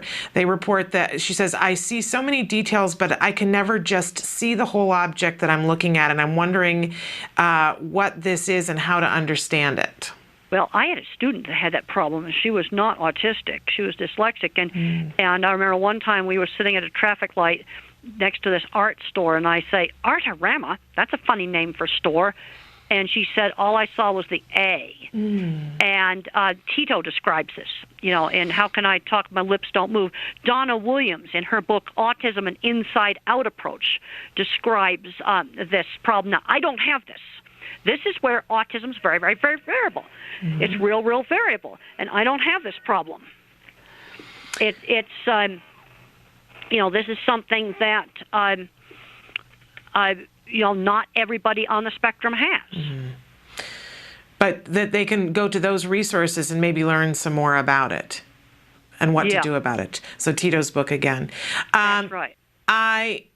There's somebody who wrote in, and I'm unaware of this. Apparently, you are very good friends. Somebody's at my door. I'm going to have to let them in. Just a minute. Okay, well, hold on. I'll let all the viewers know that who we're talking to right now is Temple Grandin. If you're just tuning in, she's joining us via phone, and she's answering parent questions that you guys have written in. And it's a very exciting opportunity for us to be able to talk with her, and we hope we'll have more opportunities to do this. So if you haven't written in a question for Temple Grandin, and you still want to do, because we keep a pool of them so that if we have the opportunity to talk to her again. Sorry, this is where I don't multitask very well. Oh, no, I thought you did very well. Are you kidding me? Okay. And we were just filling our viewers in on what was happening. So, but do you have a few more minutes to talk, Temple? Yes, I do. Okay, great. So somebody wrote in and said that you have, that you're good friends with somebody who's blind. Yes. And that their best friend is blind. And their question is, do you narrate and describe scenes with ease to the friend that's blind? And does that build trust between you? Because the person reports that they're very inspired by the fact that you also have a friend that's blind. Well, she was my roommate, and we would used to go to movies, and we'd sit in the back row, and I would whisper to her what the visual parts of the movie. How beautiful. And then she had a radio that would pick up TV signals, and we used to watch Star Trek on her radio. Oh, wonderful. And Star Trek was pretty good on the radio because I knew what the visuals looked like. And was it easy for you to describe those things to her? Yes, that was very, very easy because I'm a total visual thinker. There you go. So it was very, very easy for me to describe the visuals to her. What a gift to each other. You must have been. She was the best roommate I ever had. And Temple, is it easy for you to have friends? Is it something that you struggle with, or is it something that you're really adept at now? Well, most of my friends are through shared interests. And one thing I really recommend to all the parents out there, get autistic kids or kids that have got whatever diagnosis they got, whatever labels on them, get them involved with things with shared interests. School play, band, school newspaper, art club, computer club, robotics, Future Farmers of America, 4-H, Boy Scouts, Girl Scouts. Get involved in activities where they have a shared interest. I think that's great advice. We actually had a parent write in on Friday about having a teenager and how there aren't supports, but that she has him in a sailing club and a couple of other clubs. Good. And we had said, clubs are great. So she felt like maybe, but she's wanting something more. And I know you talked earlier about volunteering to get them ready for job skills. Is there anything else we should be focusing on with our teenagers? Well, middle school, we need to start focusing on job skills. And volunteer work does count, and I think it needs to be work outside the home. It could be a tour guide. It could be, clean the swimming pools, walk some dogs. People that live in the city, live in an area where there's a lot of dogs around. Walking dogs is, as far as I'm concerned, that's a new paper route. Okay. We need to be giving these kids a job that's a lot like a paper route, where they got to do it every day and have that responsibility of doing it. And does it need to be something that is in their area of interest, or it just is a job and they get paid for it? Or sometimes it needs to just be a job. I don't think cleaning pools would be in anybody's interest. Yeah. But sometimes they just need to do a job. Okay. They need to learn how to work. Yeah. Yeah, and I think for a lot of our kids on the autism spectrum, they have a really good work ethic, especially those that have had a great deal of ABA. They sort of get it, that my time is taken up doing this right now. But I do see that as you get into those teenage years, it gets a little bit rougher. Well, I don't think, you see, first of all, I watched a big, long talk with Tristan Smith, who's a specialist in ABA, and he said basically ABA is a little kids program, unless it's real severe autism, and you get most people on the higher end of the spectrum. I mean, they're beyond ABA. Yeah. We need to be, but they need to learn work skills. Absolutely. We have a viewer who wants to know when you're coming back to Portland, Oregon.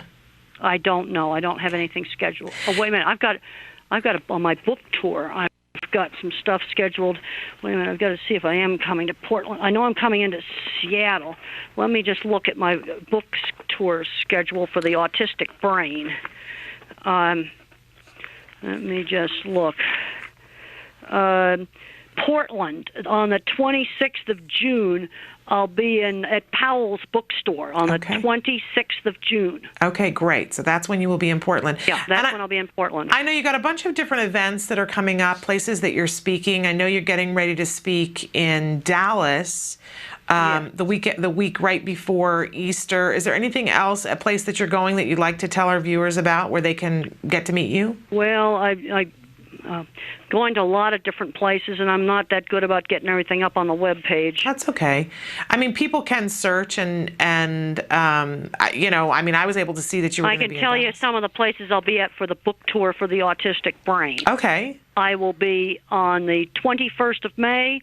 I'll be at L.A., Los Angeles, at the University at Riverside. Okay. And then on the 27th of May, I will be at the Los Angeles Public Library. And then I'll be in New York. I'll be in New York.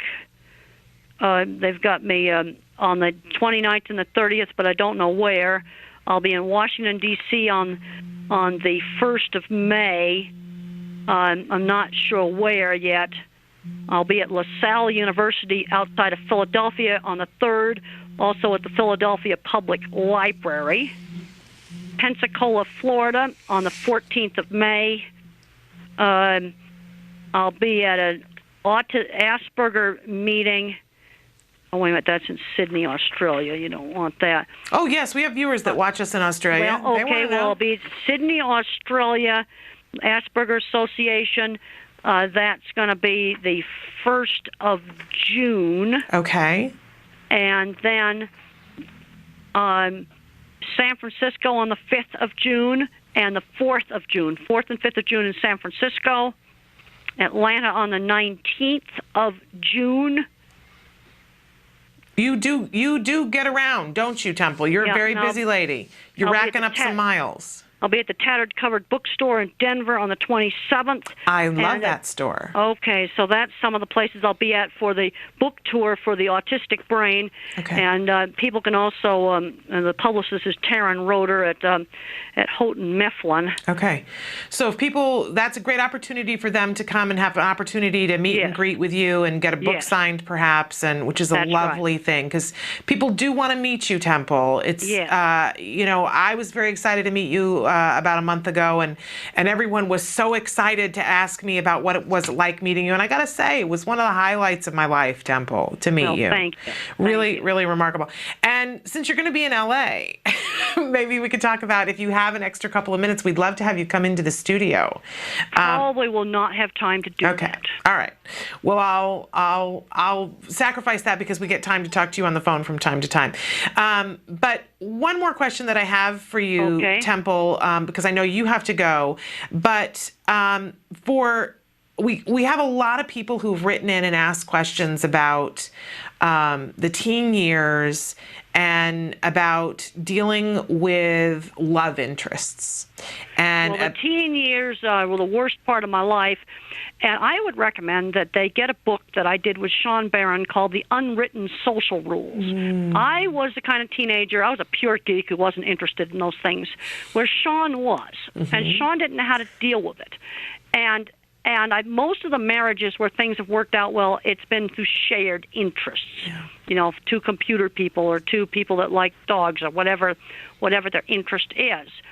And also, they've got to learn the certain rules. You don't want to get busted for stalking. Right. You certainly don't want to get on a sex offender website. Right. There are some very, very strict rules.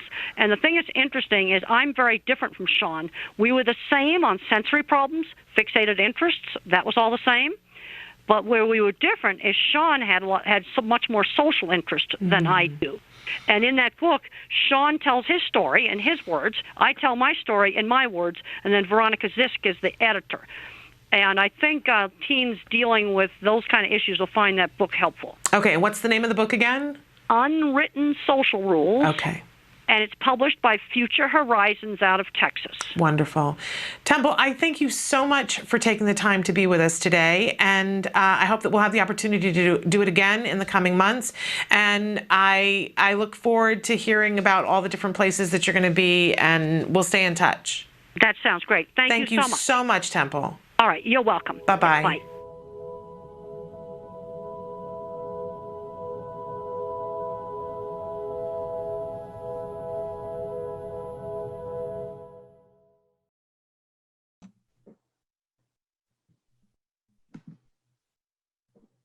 The advice and opinions expressed by the host of Autism Live and her guests are meant solely as suggestion and should not be in any way construed as child-specific advice. The Center for Autism and Related Disorders advises working with a board-certified behavior analyst who has experience with autism before starting any intensive behavioral intervention. Any choices you make in determining your child's treatment are completely at your own discretion.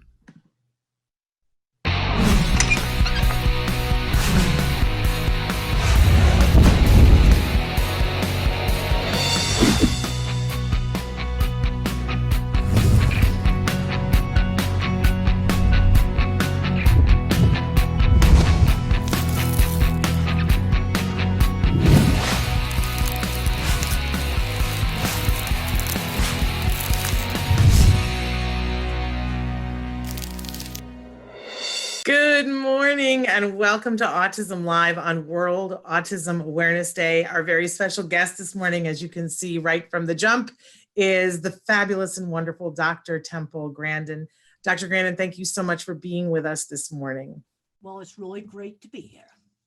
Well, and I mentioned before we got started that I wanted to take just a second at the top of the show to talk about World Autism Awareness Day, that this is a day that was created by the United Nations, and it is a day that asks all nations to step forward, to think about individuals who are on the autism spectrum and to find ways to bring the dignity of these individuals together and to call nations to ask them to problem solve, to be able to get resources to these individuals and for them to be treated with the respect that they so richly deserve. Every year they have a special message to nations, a call to action about a specific thing. I don't know what they intended for this year's call to action to be, but it is in fact that individuals with the autism spectrum are treated fairly during this COVID emergency, that they do not lose resources that are vital to them, that they don't lose progress that was hard won and fought for them, and that they continue in this emergency to have access to medical care, that there is consideration given to how they need to access the medical care, and that they continue to have access to all of the things that a person, any person has the right to, things that shelter, employment, education, all of those things. I think we can all agree how important that is. And I'm so excited because we have Dr. Grandin here today to be answering your questions live. I just want to say that there are lots of ways to connect with us right now. If you're watching us on autism-live.com, then you know that there's a chat button at the very bottom. I'm monitoring what you guys write in. That's completely anonymous. We are also monitoring comments on Facebook and on YouTube and on Twitter. So you can be writing in on any of those right now. Dr. Grandin, should I go ahead and jump in with a question that we had? Okay, so, and of course, I'm gonna find it here, and I had it, and then I don't know where it went. It was a question that we had about a 4-year-old, a parent asking for how can we get our 4-year-old to connect with us? And of course, in this moment in time, I cannot find the actual language for it. Hang on a second. I don't know where it is, but it was about a 4-year-old. How do we get him to interact with us? And she said that she feels that it seems like he's very in his own world and wanting to connect with him as much as possible as a 4-year-old. Well, the first thing, I don't know whether this 4-year-old can talk or not. Now, if this 4-year-old can talk, you always want to give him an opportunity to use his words. Let's say you know he wants the juice. Instead of giving him the juice, quietly say to him, use your words. And then you've got to give him time to respond. These kids are sort of like a phone on maybe only one bar of surface. It takes time to load the web page or whatever. Give them time to respond. Always make opportunities to use your words. Another thing is engaging in little turn-taking games. Let's say he's spinning a wheel on a toy car. Well, let's take turns spinning the wheel on the toy car. Turn it into a turn-taking game. No, I just, I muted myself so that you could speak. We had another question, and you and I had talked about it briefly before we came on. It was a longer question. I'm going to consolidate it. That a mom wrote in. She's a mom with 3 kids. 2 have other diagnoses. She's 37.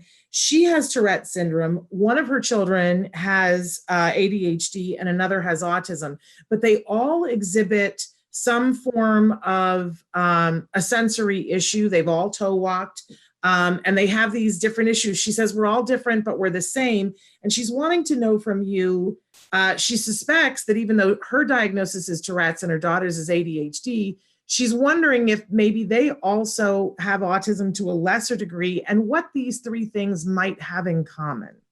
I wanted you to talk about that. Look up research on Google Scholar. Now, Google Scholar is the scientific version of Google. And if you go on Google Scholar, you type in autism and ADHD, you're going to find, and genetics, you're going to find there's genetic crossover. There's also crossover in brain scans where some of the features are the same. See, these diagnostic categories are not precise. It's not like a COVID test. And I want to say a high quality COVID test done correctly that will give you a definitive diagnosis. It's not precise.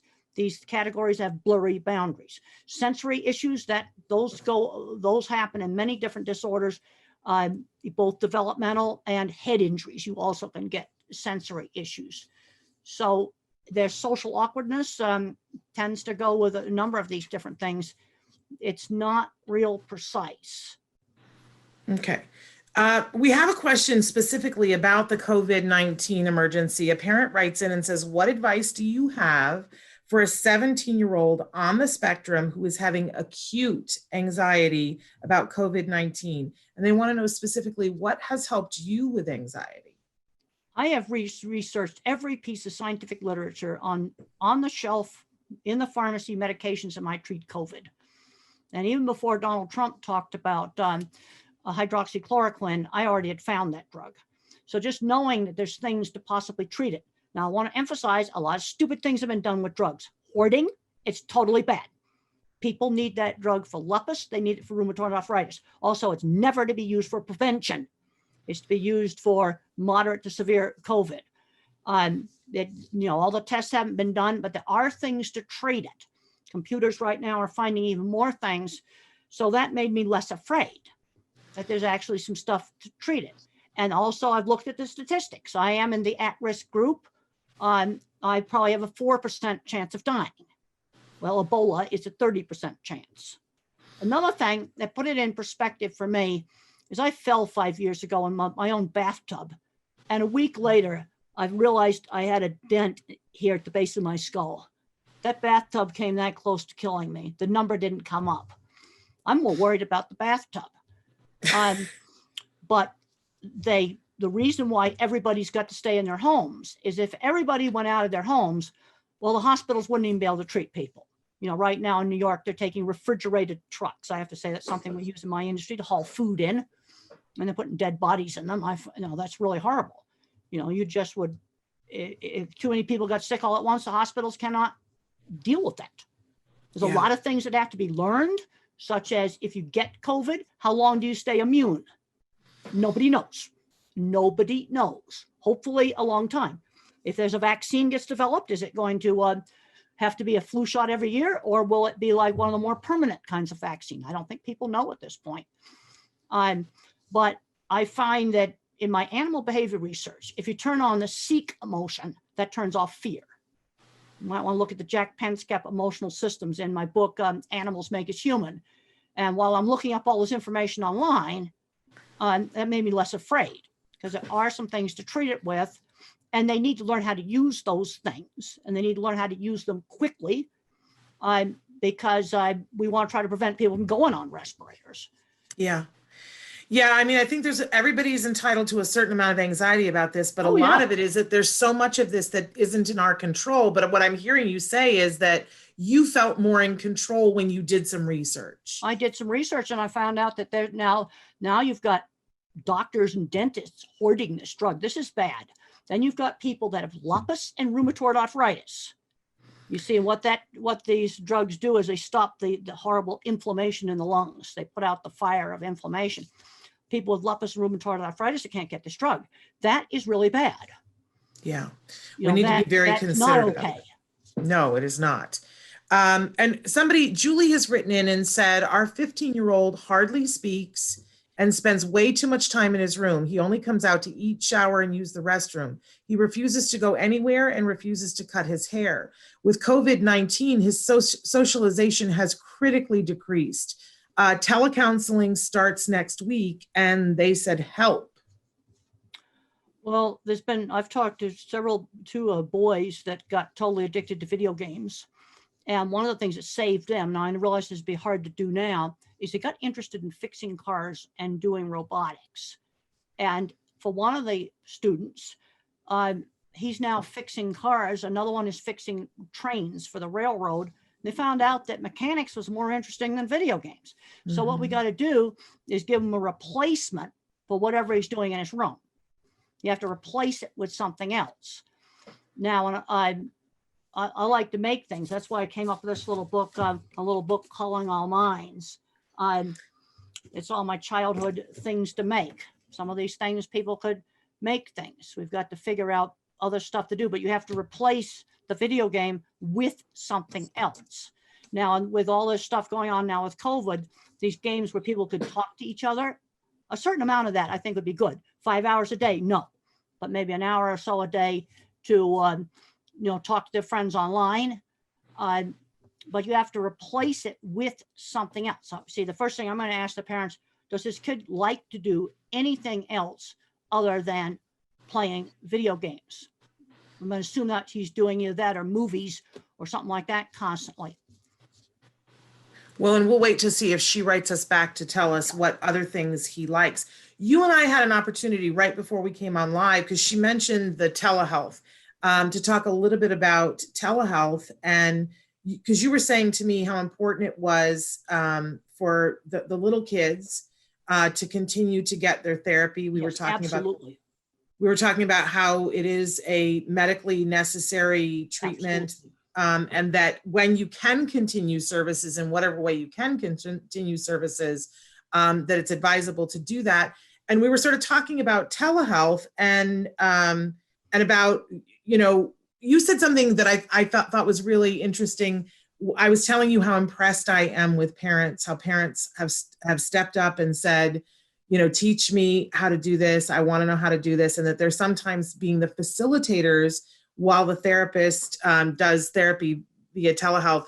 And do you remember what you said, Temple? You said, I know these parents what the therapist can do is they can coach the parent over the video link on how to do the speech therapy, how to do the ABA. It's very important with the young children to do a lot of turn taking. That was a lot of emphasis on that. We can play board games and things like that. That's stuff we could do. And they can coach the parents on how to work with the child, because we've got to keep working on speech. I don't want to lose, months of working on a kid to get them talking. Yeah, absolutely. We don't want to have we want to really minimize regression and see if we can continue on. But I was really inspired when you said, because I said, a lot of parents are afraid that they can't do it. And you said they can, but they need professional coaching. Okay, back before COVID, people would ask me, they'd say, oh, our school does, 2 hours of speech a week or something like that. And I said, well, that's not enough. But I said, what it is enough for is for that teacher to be a coach, to teach you and teach some volunteers on how to work with your kid. And you need to look at that hour of therapy you get a week from the school as they're your coach, because I definitely believe in professional guidance. And that can be done, over the video. Another thing that got brought up on distance education is whether there are enough devices. I mean, if the parents have a job online, they're going to need a computer. Trying to do school on a phone is like completely atrocious. Then if there's only one decent computer, then we're going to have to figure out how to take turns on it. This is where making a new schedule. I've read some, I'm a big NASA fan. You took me out to Houston, NASA. That was so much fun. It was really fun. I'm a total NASA geek. And you have to, on the space station, people have to live together. They need some alone time. They also have very structured work time. They have to not make messes in the bathroom and things like that. If there's only one computer, then we're going to have to make a schedule on how it gets used. Yeah. In fact, and sometimes it depends what kind of work the parent has. Then there's some stuff that will have to be done on a phone, but then we need to figure out which things need the big computer, the big screen.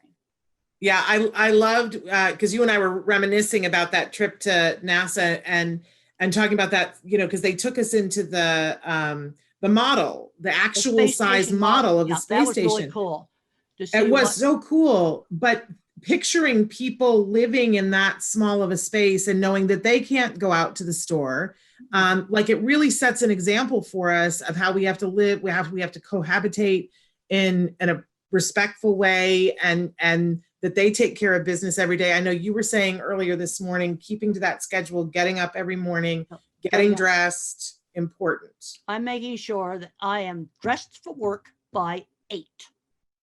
Not be slouching around in pajamas. I think that's important.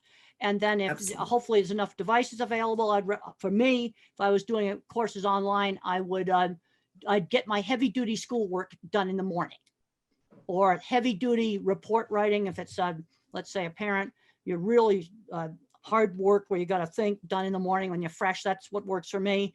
And then you can do easier jobs in the afternoon, have time off. One thing they did learn on the space station is that they do have to, each astronaut has to have some alone time where he can talk in private on the laptop, to the family, watch a movie by himself.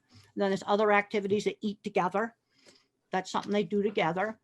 And then you have to make sure that, people, before they go up there, get to pick what food they want. There's some choices. Well, somebody's got to not be taking somebody else's food. This is the sort of thing that would really cause a lot of friction on the space station.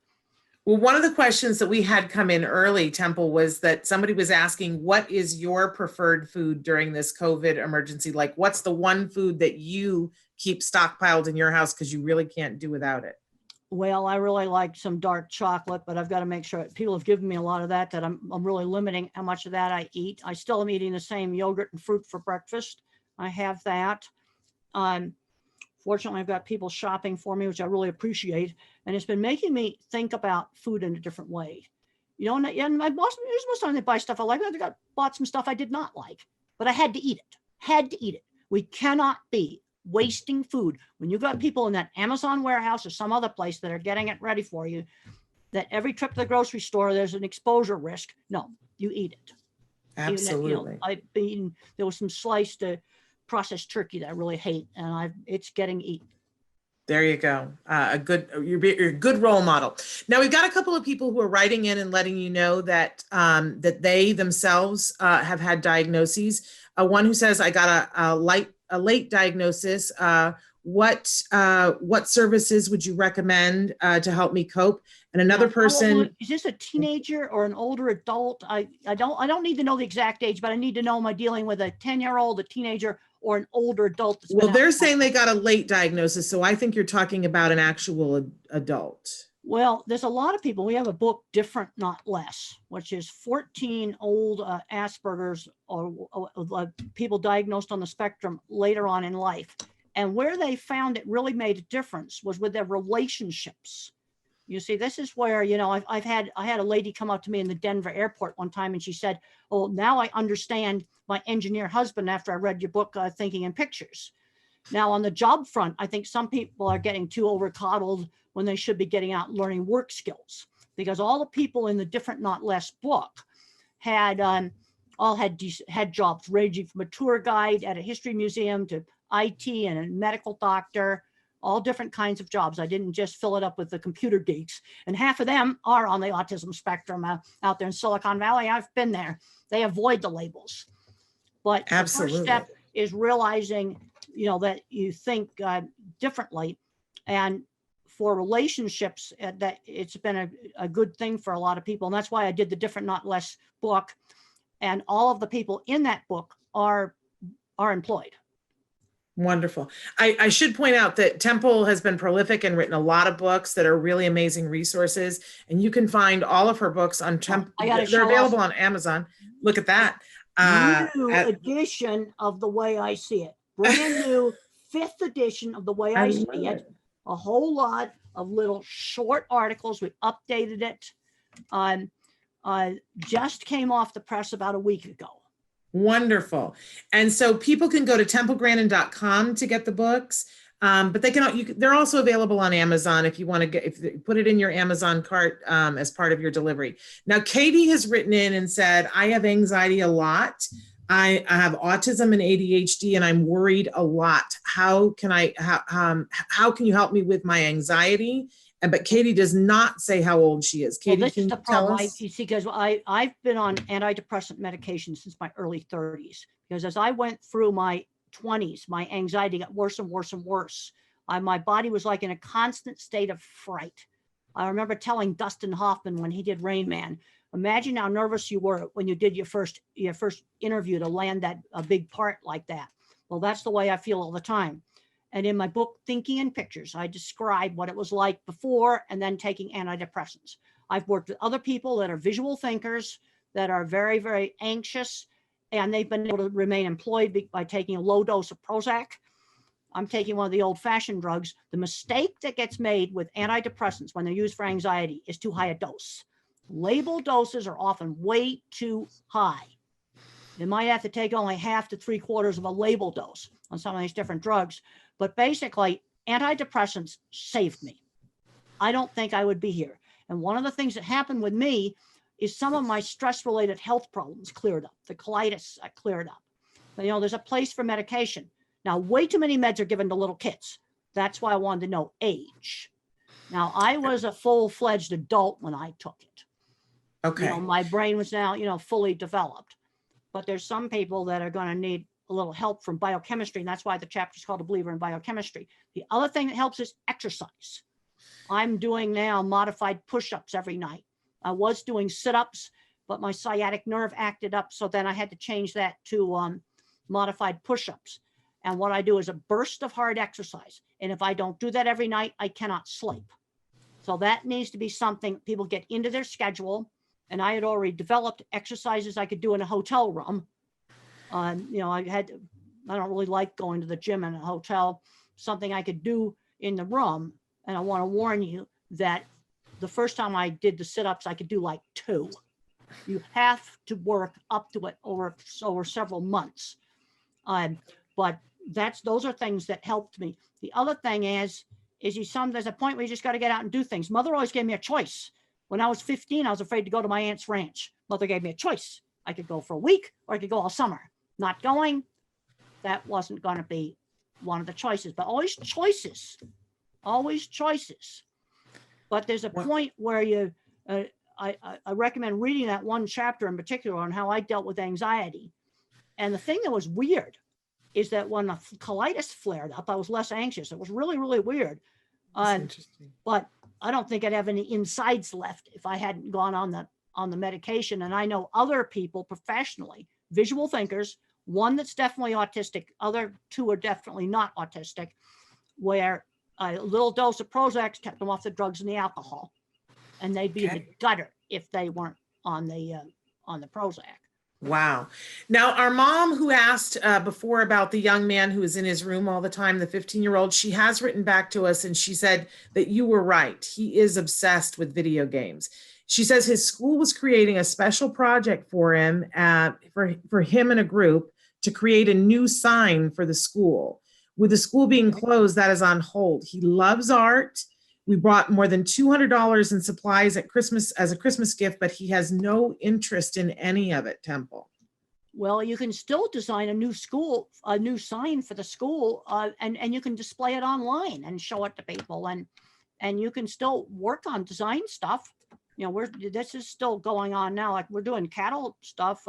Mark, my assistant's doing cattle stuff, and we can't go anywhere. We can't travel, but we're still doing design work. People write into me about livestock stuff. We're still doing it. But Temple, how did your mother motivate you? I'm always amazed by the fact that your mother was so ahead of the curve.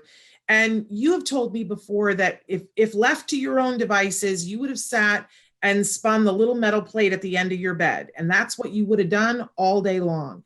How did your mom get you out of the bedroom, get you into the stalls with the horses, and then get you drawing horses? How did she get you to do that? Drawing horses, I was doing in about 3rd grade, because when I was in 3rd grade, I would just draw the same horse head over and over again. And she just suggested, well, let's draw the entire horse. Let's draw its saddle, draw its stable.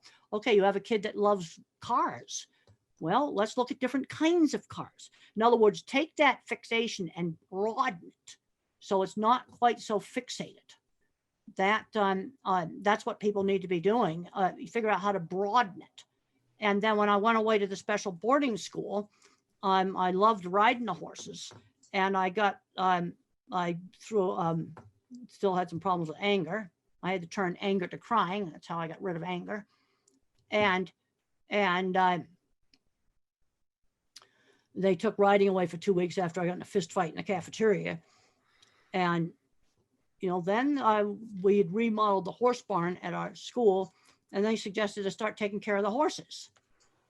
And I started doing it and liking it. You see, people have got to try stuff. We've got to give them a choice. You can do this art project or this. In other words, give them a choice of things to replace what you're doing. I was allowed to spin the little brass plate on my bed for an hour a day. Then we had to do something else. I could go outside and play with my kite, for example. But we're going to do something else, but always give some choices. But the choice isn't going to be in your room all day, but you do have some downtime, do stuff like that. And they found they had to give the astronauts on the space station an hour a day, was just be their alone time. So many people are writing in so many wonderful things saying what a gift to have Temple's opinion and thank you. And a mom who has written in and said that you helped her so much that years ago you were able to be on the phone with her and that you helped to get her child to eat and that it was just a dream to be on the phone with you. So just want to acknowledge that there's so much love being poured out to you right now. Well, I really appreciate that. And I just want to, this is a difficult time. I mean, I've had all my events are canceled for the next 2 months. Everything is canceled. My last airplane trip, last event was on March 11th. I got on a plane on the 12th. They had a faculty meeting the next day. They were going to close school. That was Friday the 13th. And we were told to get our classes online. Boom, like that. And how are you finding the online teaching? Because they're wanting to know what you think about this online teaching and what about the kids who are at home and don't have access to online curriculum, what your thoughts are about that. Well, then let's start with, are you enjoying the teaching online? It's different, right? Well, I miss the interaction. I've given my phone number to all the students. I'm begging them to talk to me. Now it's totally ruined the labs for everybody because we were kicked out so quickly that there was no way to videotape the labs. I'm not allowed to go to the experiment station. So that really is bad. Now, other parts of the class, the lectures, I had 3 of them already online, and the 3 others we put on a website that's used for the university online learning. So the lectures are there. I have a project where they have to do look up journal articles online on a subject that each student picks on animal behavior that interests them. That we can still do just fine. They're still going to do the drawing project. And then to turn it in, they're going to have to screenshot it with their phone. And then I get on the chat board every afternoon and make replies. And so you're making it work. Make it work. Right. And I had to learn how to use the stuff. I had to get my students to teach me how to use it. And it's like, boom, you got to do this. For the parents that are home and have kiddos that are home that are on the spectrum that typically would have had an aide in the classroom and are now faced with the teacher being online and the kiddos aren't responding well to it, do you have any words of wisdom? Well, the thing is going to be really hard on the parents. The parents are going to have to be the aide. I don't know anything else to say. Now, I'm recommending that we're going to get up. We're going to not be in jammies. We're going to get dressed for school, dressed for work. I think that applies to the whole family. And let's get some of the serious schoolwork done in the morning when you're not tired and cranky, and save Absolutely. the easier stuff for the afternoon. Then we have then you have an hour where you can play your video game, and then you can go walk the dog. Then we do some exercises. Maybe we get group exercises online or something, but make a new schedule the same way they do in the space station.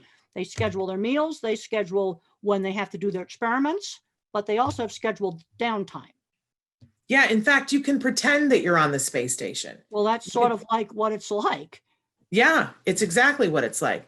And then for parents, they're also wanting to know if there isn't anything online that's being offered, do you have any recommendations? Well, then you better, I would go on some of the homeschooling websites and maybe buy some workbooks, buy some materials online.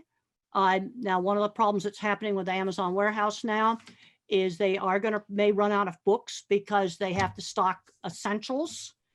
But the books are available electronically. So Absolutely. if you buy a Kindle or some other device like that, that I'm sure that's considered essential. But no, you need to get some materials. You know, I'd get on the homeschooling websites and I would try to find materials. And we're going to have some classes. We're going to have to have a time where we're going to do schoolwork, whether it's actually online or you're going to do it with some materials. There's tons of free stuff online. Let me tell you how to find some really cool mathematics stuff. Use Google Images to search for mathematics stuff. You will find websites you will not find on regular Google. You want to see the cool patterns? Go to Google Images, type in protein symmetry. Let the math kids go play with that. You and I talked about this last week, and I've been having fun with it all week long. Because when I called Temple to see if she was available to do this, and she was like, "Are you near your computer? Look this up right now." And I said to you, I said, "Temple, I'm looking at these beautiful pictures. What am I looking at?" And do you remember what you said to me? Well, you're looking at things like the mitochondria of the cell that provide energy for your body to work. Yeah, but you said to me, you're looking at the art that is inside your body. That's right. That's and right. And that got me very excited. Very cool. And there's so many, now for computer programming, there's Scratch programming, there's a code.org. That's another thing. Coursera has a lot of free college classes. Now, if you want them for credit, you're going to have to pay, but there's a lot of free stuff online that you can do where you can take college classes online, really cool college classes. You turned me on to Khan Academy. You're the person. Khan Academy. Yeah, Khan is KHAN academy.org, you guys. And Temple was the first person to tell me about that. And they have curriculum aligned information for everything from pre-K through 12. It's an incredible, and actually above that, it's an incredible place. And you're the one who told me, and I got my son on there. It changed everything. And it's free. So you can't beat that. All this stuff I'm talking about is free. Okay, some more questions here. Now that adult that we were trying to figure out, he said he was diagnosed at 58. How exciting is that? And that he was nonverbal until he was 5. And that was that person that we were talking to about things that could help, resources that could help. So it was an adult. Good. Another person says that they have a 5-year-old who has good vocabulary, but how can I encourage him to talk? He's simply not interested to talk. Used to talk when he was below 2 years. Well, always make opportunities for talking. If he wants a food or he wants a toy, say, use your words, and then give him time to respond. These, if the website doesn't come up right away and you're poking the mouse and stuff, and then the computer just freezes, well, that's the way these kids are. You might have to give them 5 seconds to respond. That's a long time if you time it. But always have opportunities to use language. Okay, let's have some sit-down meals now, like we used to have in the 50s, where if I put my fingers in the mashed potatoes, mother would say, use the fork. If I reached across to grab the serving dish, mother would say, ask your sister to pass it. Give the instruction. Then you might ask him what he did what he did on his online learning, or a movie he looked at. In other words, each member of the family would tell something they did that day. I think this is one of the ways to get language going, because that's what they do at the space station. They eat together. Absolutely. Speaking of that, Angela wants to know about relationships. I have a 17-year-old that doesn't have friends outside of school or sports. Not sure what to do. Is there a website that teens hang out on? Well, it's friends through shared interests. I mean, I've got friends, and there are people where we do cattle stuff together, or it's animal behavior, or it's autism stuff, where it's a shared interest. Robotics, of course, when school is going, things like art, robotics, choir, all the things we can't do now. Those are things that would be a shared interest. Fixing cars. I had friends that, that built equipment. Those are things that are a shared interest. Yeah, there was a study that was done years ago about how to make kids bully proof, how to get them to be less bullied by their peers. And what they found was that if they created a club after school, and it could literally be that kid creating a club about their interest, that it attracted other people to whatever their interest was. And then they formed a pack and they were less likely to be picked on, all of them. Well, and I sort of thought that was fascinating. That's a good idea, because the only places I was not bullied in high school was horseback riding, model rockets, things where there was a shared interest. Now, fortunately, when I was in elementary school, I went to a very small elementary school, really small little classes. And the teacher explained to the other students that I had a disability that didn't show, like crutches or a wheelchair, and that the other kids need to be helping me. And that has a fancy name. It's called peer-mediated intervention. And I do have a free paper online. It's called how horses help a teen with autism to make friends and learn how to work. Type that title into Google, you can find it. Okay.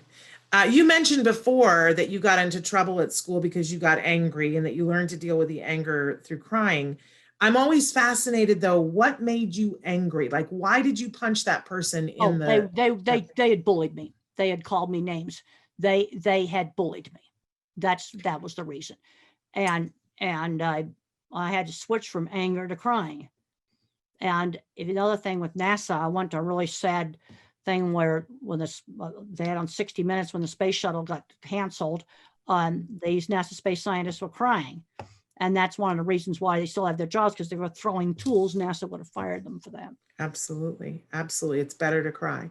Bunny wants to know, I just picked up my son who is 9-year-old and has ASD and is semi-verbal, his learning materials. It's a big box of materials and I have no idea or how long to work. I'm on the spectrum as well, so I need directions. Well, some kids can, concentrate longer than others. Some kids are really hyperactive. You got to do a little bit of learning and then give them breaks. It's going to depend upon the kid. And there's others that can knuckle down and, put a bunch of work out. I think another thing that might help with the kid is let him have some choices of which things we do first, so he has some control over the environment. We're going to get the schoolwork done, but we can have some choice of when we do some of the different activities. And some kids can do a lot of work at one time. Other kids need breaks. They need sensory breaks. I think one of the worst things schools did was taking out recess. Another thing that schools did that was really bad was taking out hands-on classes. If I had not had sewing and woodworking and art, I would have hated elementary school. So let's work craft projects. And of course, here's my book on the things I used to like to do as a kid, Calling All Minds, and making things. Maybe we can work math into making things. We can think of creative ways to do things. I'm finding right now, the day that I've got graduate students right now with awful writing skills. They don't know how to sort of frame an argument for something. And the reason why they're so bad is they never had to write book reports, and they never had anybody mark up their work, and then they had to go back and correct it. And this is something that's gotten really bad in the last 5 years, and I'm not the only professor that's been complaining about this problem. Well, and the thing is that this period of time, regardless of whether we wanted it or not, we are forced to have this opportunity where we could do all kinds of things. So maybe at school, they're not going to stop and have a break and teach sewing, but we absolutely can do that. You can do that. You can we break absolutely the work can. up. You can do it like a lot of older people. I'd rather just get a big slug of it done in the morning, but there may be another kid where you do a little 15 minutes of work and then you do something else and it's spread out through all the day. Yeah. But you need to eventually, you got to figure out some kind of a schedule where Absolutely. Now, Alexis has written in and said, because we were talking about video games before, they said a lot of video games aren't a problem. Get the kid to learn how to, learn how to. They may either, for videos that teach people how to play or teach them how to run massive multiplayer games. Now, Temple, I'm wondering, have you seen any of the games that are VR? Have you done the thing where you put the? I haven't. I've done virtual reality. I haven't done it in a video game, but I've done it in just a demonstration. They have ones that teach job skills. Well, and they make it fun. Well, that's good. Some of that stuff would be good. Like maybe it's a video game of how to interact with customers in a store. Yeah. You know, that's something that could be helpful. You see, there's a lot of things you can learn from video games, but absolutely, that's an hour a day of doing it. Okay, eye-hand coordination, some problem solving. So that's 1 hour a day of doing it, not 5 or 6 hours a day. The benefits you would get in 1 hour. Now, Nikki has written in on Facebook and she wants to know, what coping skills can I use when our internet or cable goes out? My autistic son beats himself, attacks others till it's fixed. I've tried social stories, a box of things he enjoys to keep him busy, but it doesn't work. He even goes so far as pulling his own hair out. Please, how to help with his anxiety about cable and internet connection not working. Thanks. She says this is a major problem. Ooh, well, one of the things first of all, let's try to work on getting him to do some other things where he's not so dependent on the internet connection. Does he have a dog? Would he like to learn how to cook? Would he like to learn how to do some hands-on thing? I'd like to try to get less dependency on the internet, that there's other things that you can do. And absolutely. And now there's still, if you have DVDs around, you can have some DVDs that you could play. You probably can buy a DVD player online so that you've got some movies stored. So when the cloud crashes, you could still have things to do. You see, the problem is the internet circuits are getting overloaded. Yes, it is. I keep, keeping my fingers crossed that we get to get this live feed out. But I also want to put a plug in for those of you who are having ABA with your kiddos and you're doing that telehealth piece that Temple was talking about before, where they're coaching you. This would be sort of an ideal thing to ask for coaching on from your ABA professional to help you to set up parameters and an intervention so that you knew what to do when it was happening and you knew what to do before it was happening. I just want to throw that 2 cents in. Well, I'd like to try to work with this kid to have less dependency on the internet. Absolutely. And let's start working on gradually getting him to do some other things that have nothing to do with a screen, so that screens aren't his whole entire life. And you're going to have to do that gradually and give him some choices, because the internet is going to go down. That's going to happen. It is going to happen. Manuel wants to know, my daughter is nonverbal and very hyperactive. She's 9 years old. What would you recommend to help her? And he says, it's a pleasure watching you both live. It's a pleasure being here with you. And I don't know about you, I got so excited about seeing Temple's Kitchen. That was a big, woohoo for me today. I read a really, really funny thing online that some employees, has this big, huge, super important vice president boss, and he couldn't get away from looking at the guy's kitchen cabinets. Right. And I read that on a thing about, working online. They just couldn't imagine that this big vice president might even have kitchen cabinets. Right. I'm like, Temple, there are things have. Right. There are things on your refrigerator. And before this is done, I need to know what things are on your refrigerator. Well, it's exciting to me. There's a bison on there, and there's a cute little puppy on there. Then there's some little magnets that were given to me of some artwork. Well, fabulous. But now back to the nonverbal, very hyperactive 9-year-old. What would you recommend, Temple? Well, let's try to work on things where he can, mother used to say, run the energy out of you. Okay. And it's a girl, it's a daughter. Exercise things, some sensory things. His mother says, run the energy out of you. So we got to try to figure out some things that he can do. I don't know if he lives in an apartment or what he lives in. But he's going to have, the other thing I'm going to ask is, what was he doing before COVID? What kind of situation was he in? You see, this is where I got to have more information, and how well was he functioning in his previous situation? Yes, it is a girl. He mentioned that it's his daughter. Right, girl, but okay. One of the things we've been talking about on the show is that even for people who are in apartment buildings, I just keep remembering, Temple, back to when I was a young girl and we didn't have the internet. And a lot of times we got snowed in for days on end because I lived in upstate New York. We play in the snow. Oh, we Right? went out and played in the snows. And then I was taught turn taking where I'd roll the bottom ball of the snowman. My sister would do the middle ball. Then I would do the head. And then we had a box of old junk, the snowman decoration box. And it just had silly things in it like hats and scarves and things like old pill bottles. We'd use those for eyes. It was Wonderful. just now, of course, there were no pills in those bottles, empty pill bottles. Absolutely. Yeah. But there And was also a lot of time when we were kids that we had to be stuck indoors, and we would make an obstacle course in the living room, and we would create ways that, and my mom would help us to create ways that we could get our yayas out. That's what we always called it. So even if you can't go outside, you can't get to a park, you don't have any place to take your kids, but you're in your apartment, turn your apartment into an obstacle course and make them run the obstacle course. Kids need exercise. well, we used to play horses when I was a kid, and since I was big and strong, I was always the horse. Somebody light on and ride me. But that, and then we had a brown rug in our TV room. That was the corrals, and then the living room was the pasture because they had a green rug, and that takes up a lot of energy.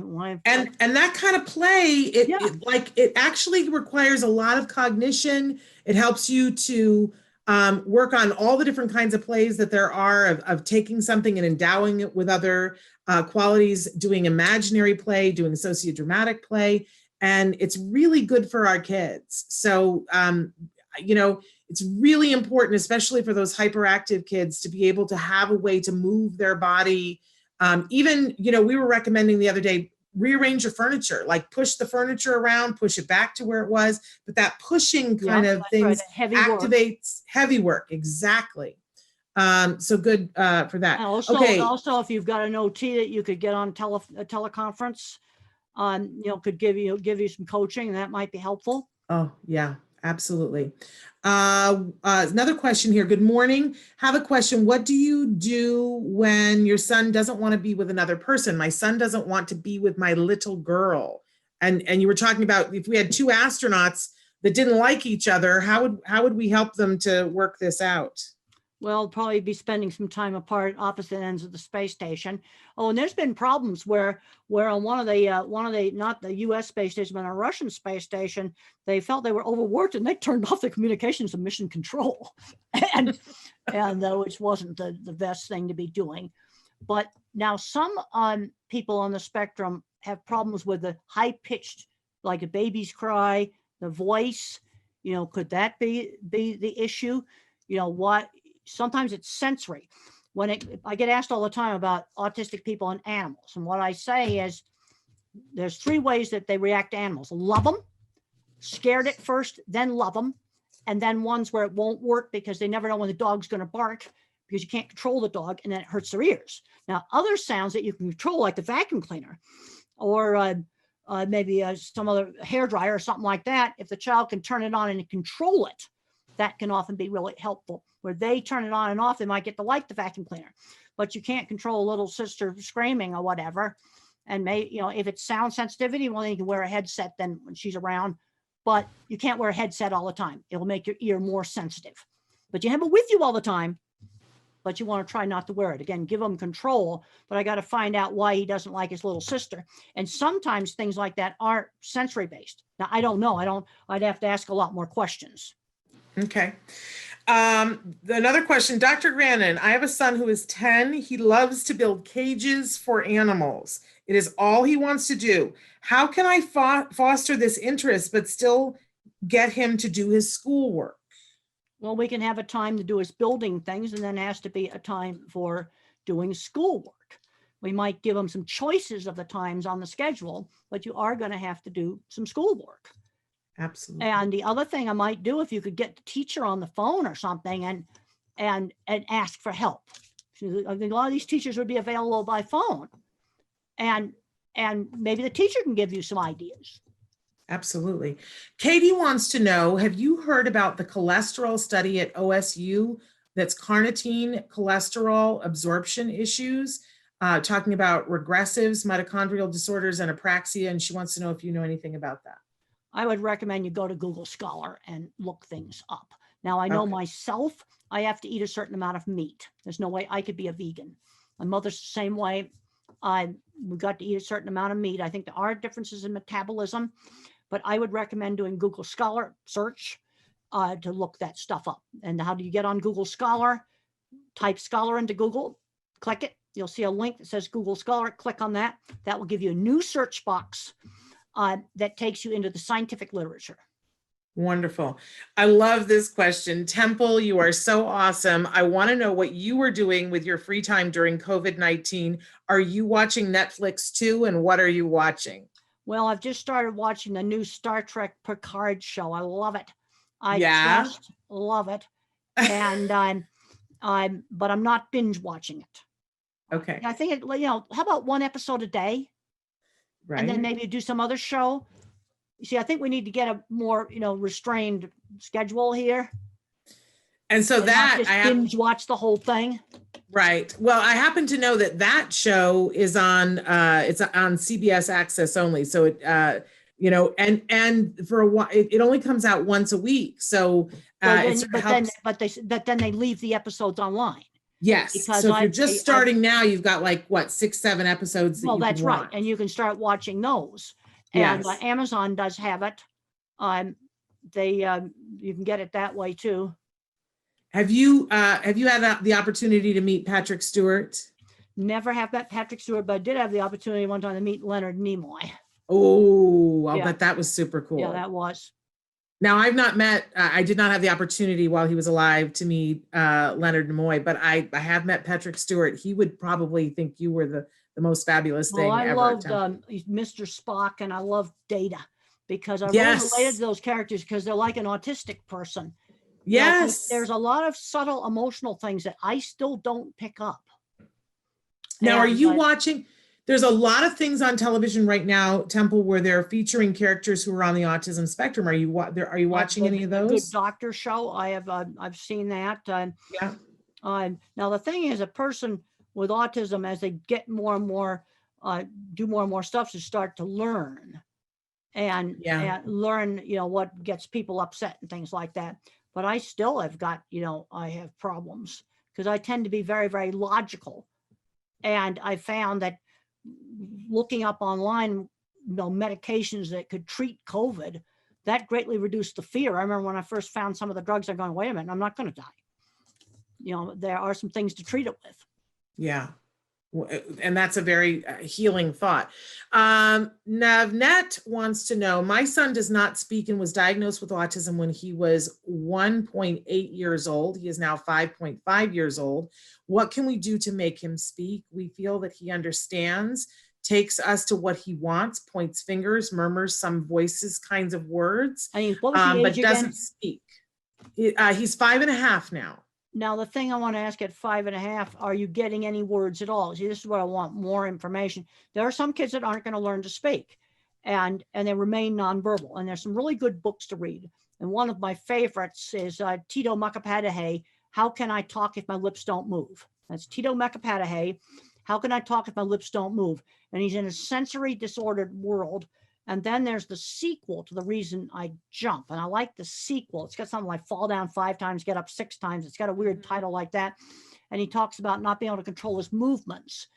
And so now we got to give him a way to communicate if he's not talking at all.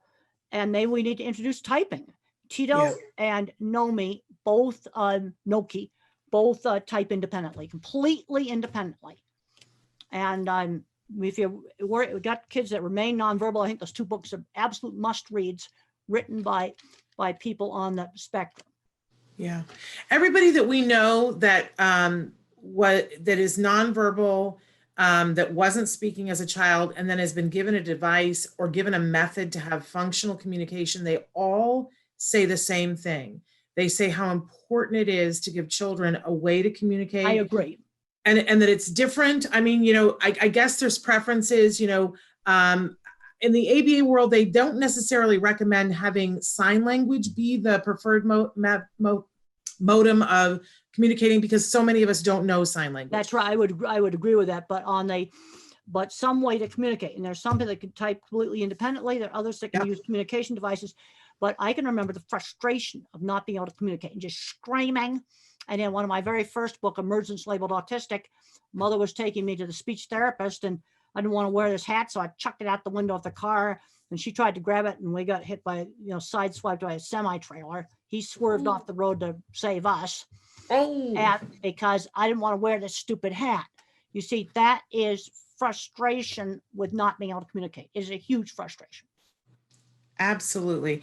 We're running out of time. I'm going to ask one last question. Temple, you are the best. I am crying watching this. How can I find my son's special interest? Well, I need to start asking a bunch of questions.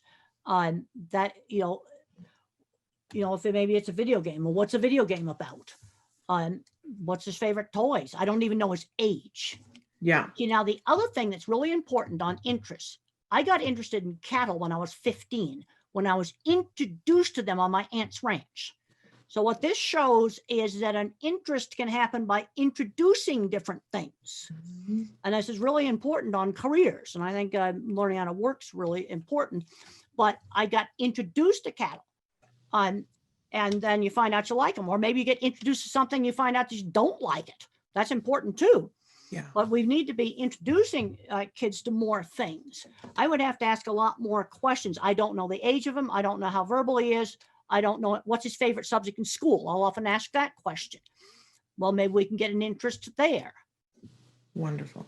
All right. Well, and I don't know if they'll have time to write in, but I wanted, before I need to remind some people about things that are happening on the show, but before we leave, I want to ask about your mom. How is your mom doing? Well, she's doing, and we got some groceries sent to her. She said she didn't need them, but she's done. She walks every day. She said she's got to keep walking. She's 93 years old, and she's got to keep walking, and she's doing really well. Good. I'm so glad to hear that. For so many of us, we all look up to you, Temple, and think that you are incredible. But for a lot of us moms, we also, we try to follow in your mom's footsteps, because look at what a great job she Mother did. Had a very good sense of how to push me. You got to stretch these kids. You don't chuck them in the deep end of the pool, but she had stretch and give choices. Stretch just outside the comfort zone. She had a really good instinct on exactly how much to stretch me and give me choices. Like when I went to my aunt's ranch, I could stay for a week or stay all summer. Not going wasn't one of the choices. But yeah. I did have the choice that if I got too stressed out, I could come back. I got out there and I loved it. And I'm finding kids where he goes to maybe a sleepaway camp or something like that, and then he finds out he likes it. We got to get him doing things. Now we're going to have to figure out how to do things like now inside your own space station. That's right. Yeah. Well, you've always pushed me with my son. My son has always appreciated, you probably don't remember, but years ago, we were in a restaurant together, a barbecue restaurant, and my son was, my goodness, he was probably 11, and he was complaining about the fact that I was not letting him go to the restroom by himself and that I would take him in the women's bathroom. And you read me the riot act, and we were in the restaurant with my son, and you made me stop right there. You talked him through the whole thing, and you made me sit there. What I ended up doing? I waited until the end of the meal. Yes, we had the whole meal, like for maybe 20 minutes or so. And at the end of the meal, I just casually said, okay, it's time to use the men's room. Yes. And he got up and he used it, and he had to ask the waiter where it was, because I could see I was facing towards where the restrooms were. You were back to them. And he went, and he successfully used the men's room. Yes. And I didn't tell him at the end of the meal, you're going to use the men's room. No. I just casually said, okay, it's time for you to go use it. Yep. And you made me sit there, and you talked me through it while he was in there, and you told me he was going to be okay. And you told me, you have to stretch him, Mom. You have to let those apron strings go further, because he needs it and he's ready for it. And it was a barbecue restaurant. It was like 1:30, 2 o'clock in the afternoon. Yep. And there was nobody else would have been in that restroom. It wasn't busy. I could see the door and then see him come out. Yeah. And he did it. Yep, he did. And all because you talked me through it. And I appreciate that still to this day. And he does. He's like, Temple's on my side. I get to use the men's room. All right. We are about to be out of time, but I can't tell you how much I appreciate you. And honestly, Temple, if you have more free time over the next couple of months, we're happy to have you back whenever you want. Okay, as long as you have me back at 5 o'clock my time in Colorado. Yes, we have you back later on today for a very specific group today that it's just a group for parents, and thrilled to have you then. But if you want to be back on Autism Live, we will make ourselves available whenever you want to do this. I'll probably be happy to do that. Well, wonderful. A couple of programming notes that I want to tell you guys. We are back tomorrow with Let's Talk Autism with Shannon and Nancy, and our very special guest on the show tomorrow is Danny Bowman. She is, and actually you have met her, Temple. She's a remarkable young woman in her 20s on the autism spectrum, brilliant artist, has her own animation studio, and she teaches animation to individuals on the spectrum. And she's offering a very special online class right now that's free. Well, she's going to tell us about that. So wonderful. And then we've got great programming for you next week. I want to let you guys know that a week from tomorrow, we're going to have Julie Matthews from Nourishing Hope. There's another person that you know, Temple, that you've done things with Julie Matthews before. And she is getting ready to do a big summit that's online towards the end of this month that I think you're all going to want to know about, because it's about the food that we eat and how it affects us and how it affects our kiddos, and what foods we can do to keep what things we can do to keep our food supply, even in this emergency, as clean as possible so that our kids have healthy guts, which then helps them. And I know that that's something that you're very interested in as well, Temple. We all got to be healthy. And you were talking about the food supply, right?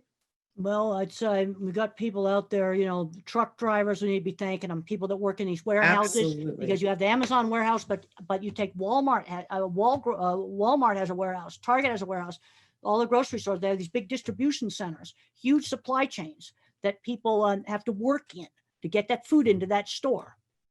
Absolutely. Absolutely. So Julie's going to be talking with us a week from tomorrow. We've got great guests all next week, including Dr. Doreen Granpichet on Wednesday, here answering your questions. But we're a little bit past time. We have to let Temple go. She's got lunch plans. Another appointment, so I'm going to have to go. Temple, it's been such a pleasure. I'm going to talk to you later on today. Okay, great. Wonderful to talk to you. I'm going to sign off now. All right. Thank you so much. And I'm going to sign off too. We're going to be back tomorrow with Danny Bowman and Let's Talk Autism with Shannon and Nancy. Until then, give your kiddos a hug from me and one for you too. Bye-bye for now.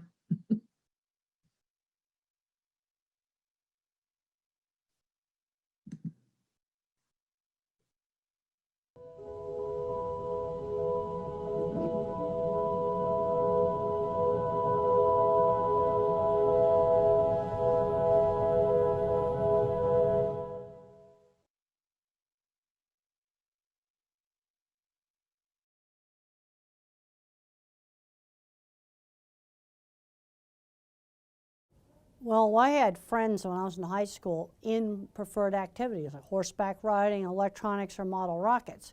There's a tendency sometimes to just go on and on and on talking about the same thing. And this is where someone had to tell me, you're going to tell that story twice, and that's all that people are going to want to hear it.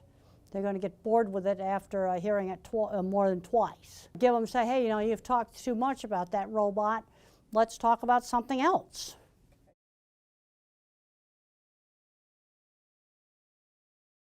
Well, let's give some examples of things that are not perfect. Okay, if a photographer's working for the National Geographic, that would be at the pinnacle of photography career. But if you go through the National Geographic, you're probably going to find some technical errors like flare in some of the pictures. But overall, such a great picture, even though it had flare, you still use the picture. Also, if he's a science kid, bring up the concept of absolute zero, where all atomic motion is stopped. You can never get there, you can only approach it. Get the concept across of work up to a certain standard. It doesn't have to be perfect, it's got to be up to a certain standard.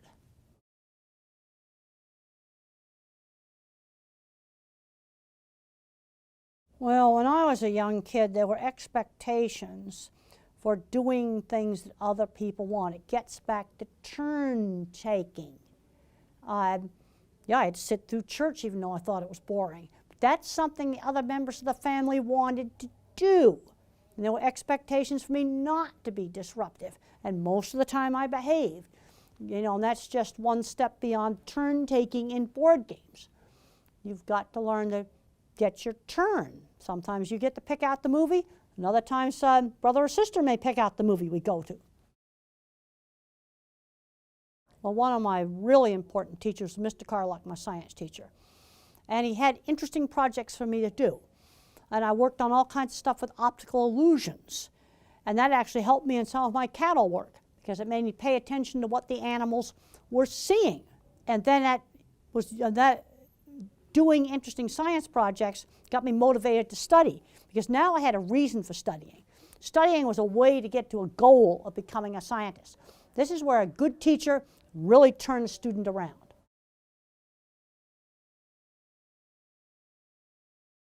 Well, there's a lot of problems in the sensory system. Distorted input, sort of like pictures pixelating with a bad satellite dish, audio cutting in and out like a really bad cell phone.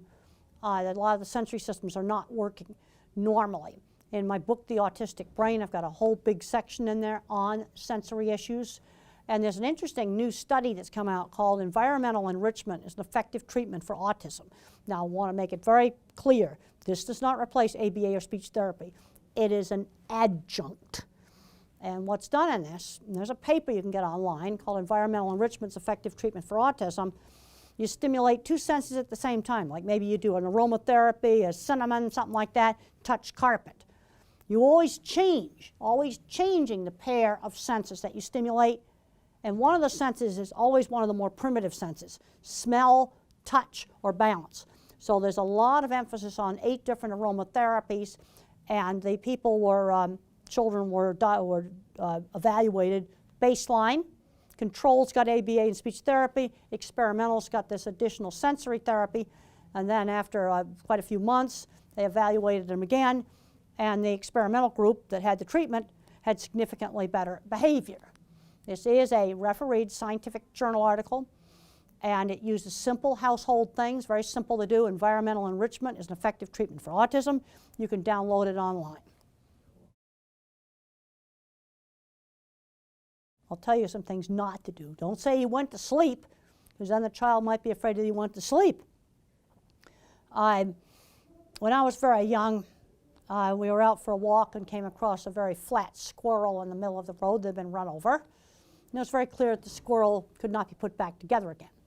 And that made me learn not to run out in the street, because I wouldn't want to be like that squirrel. And there's no way the veterinarian could do surgery and put him back together again.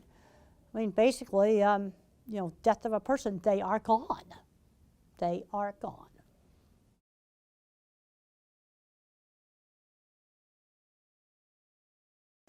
Well, Oliver Sacks is a very kindly kind of professor type of person, and I read an article he wrote in the New York Times just before he died about going back doing the Jewish Sabbath, and at the end of the article he was talking about, well, if A, then B, then C, which way of his life could have gone down different paths, and I started really weeping when I read that article, and I'm glad it went down the path that where our paths crossed.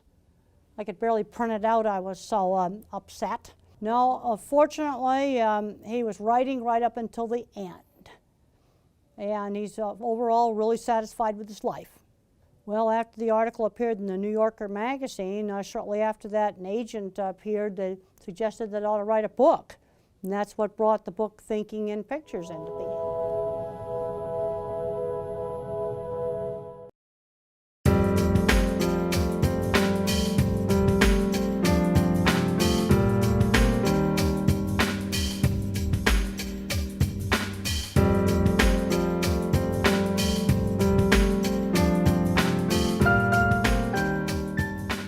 Welcome to Autism Live. We have a very special guest on the phone this morning, as promised. We have Temple Grandin on the phone with us. First of all, Temple, good morning.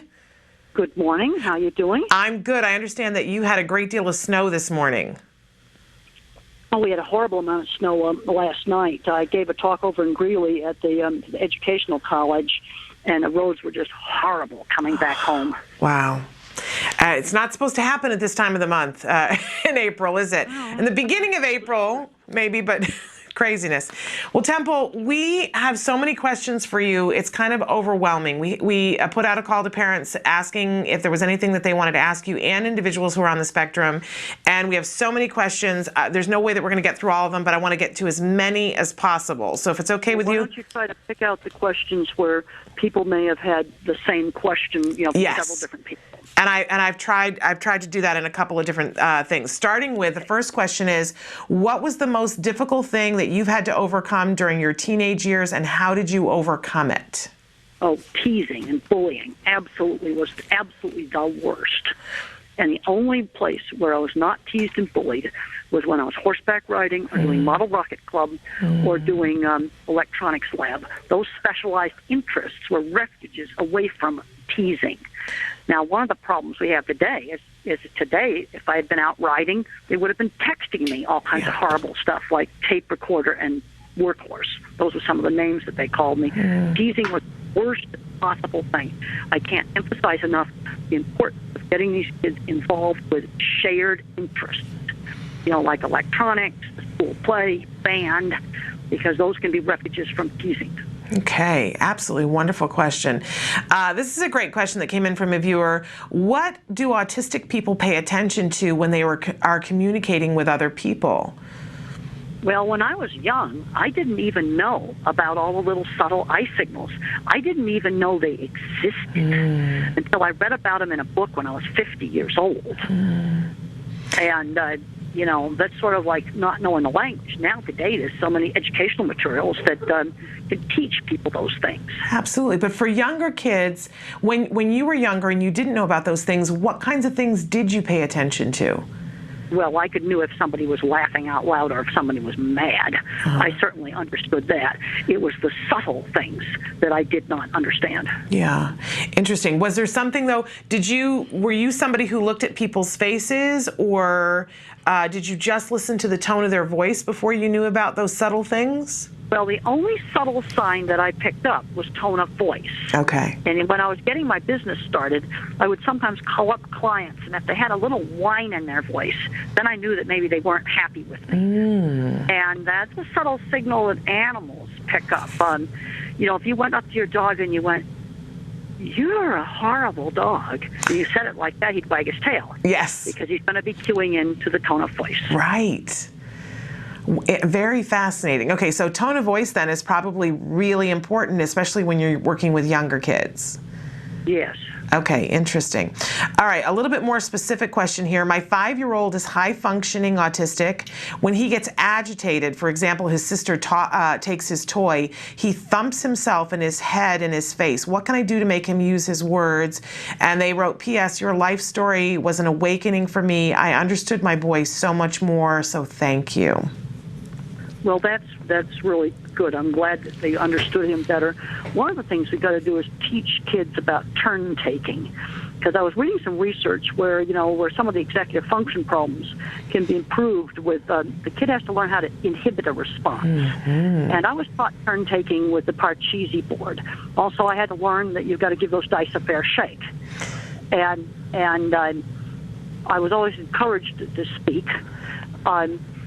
But I think working on activities where he has to inhibit a response will help on this.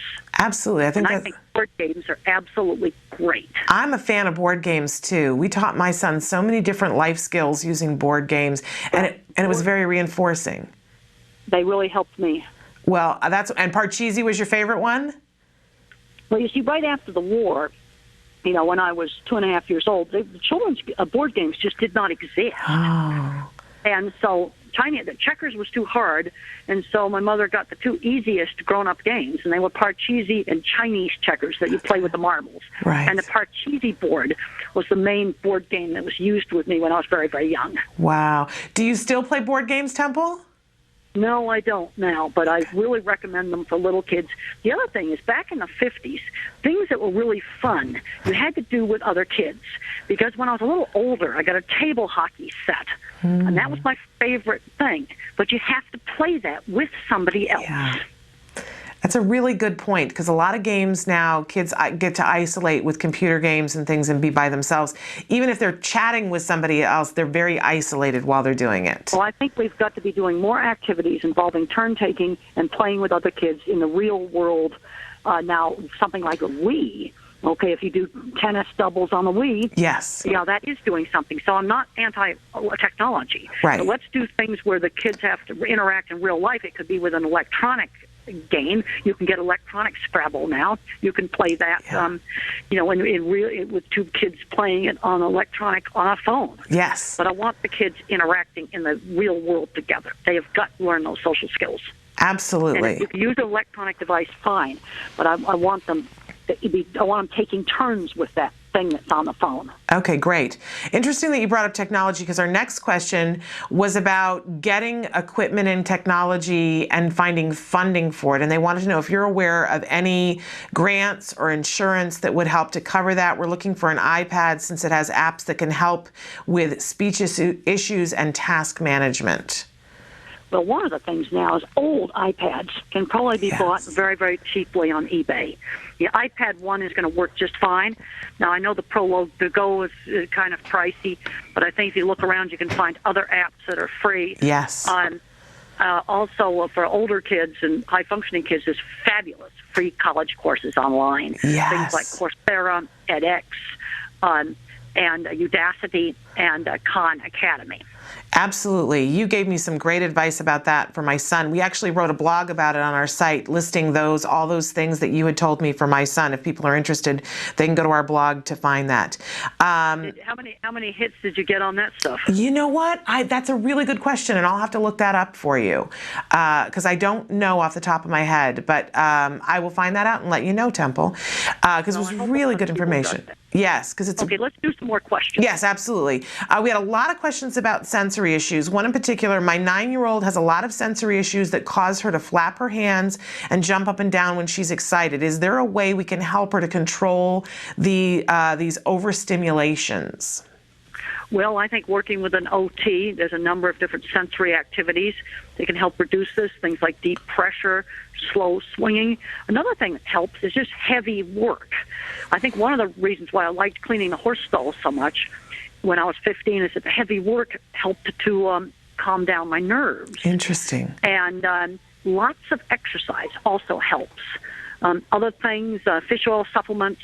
I've been taking some B6 and magnesium that I just buy over at Whole Foods, and that's been helpful for me. I get the Blue Bonnet B100s.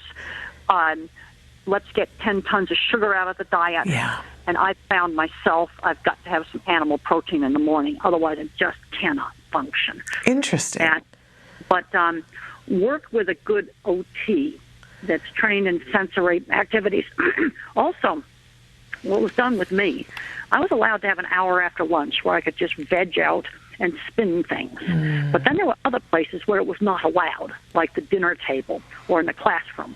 But some of these kids need to have sensory breaks where they can do a calming activity. And one of the reasons some kids do these behaviors is that they are calming. Yeah. But the problem, you let the kid do it all day, his mind's not going to develop. Yeah. Yeah, well, I think that's super duper advice. You had talked the last time we talked with you about limiting the amount of time that they could stim, and we've had several parents write in and said they've said how effective that has been working with their kids. Good. Very good, good advice. We limit it. We don't eliminate it. We limit it. Absolutely. Super advice. Somebody wants to know, what are your thoughts on yellow street signs similar to those for deaf or blind people for neighborhoods with autistic children? I'm battling with my city trying to get one. They say they're only available for people with physical disabilities or sensory issues. I say to them that autism can be both, but they won't listen. What kind of signs they're trying to get? I don't understand. They want to put up like a yellow sign like you would put up for a deaf child or for a blind child, notifying people in the neighborhood that they need to use caution and slow down. And she wants to know what you think about that to label. We had one in our neighborhood that said deaf child area so that people were just a little bit more aware. She's wanting to put up one that says autistic child, and she wants to know what your thoughts are on that. Well, you could just get your own sign and put it up. That's true. That's true. But do you think there's anything negative in terms of doing that and notifying people in the neighborhood? One of the problems is I think drivers might get confused because they're going to know what a deaf child is. Yeah. But, you're not sure what an autistic child's going to do. See, sometimes they get so much in their own world that they act like they're deaf. Yeah. They're not aware of what's going on around them.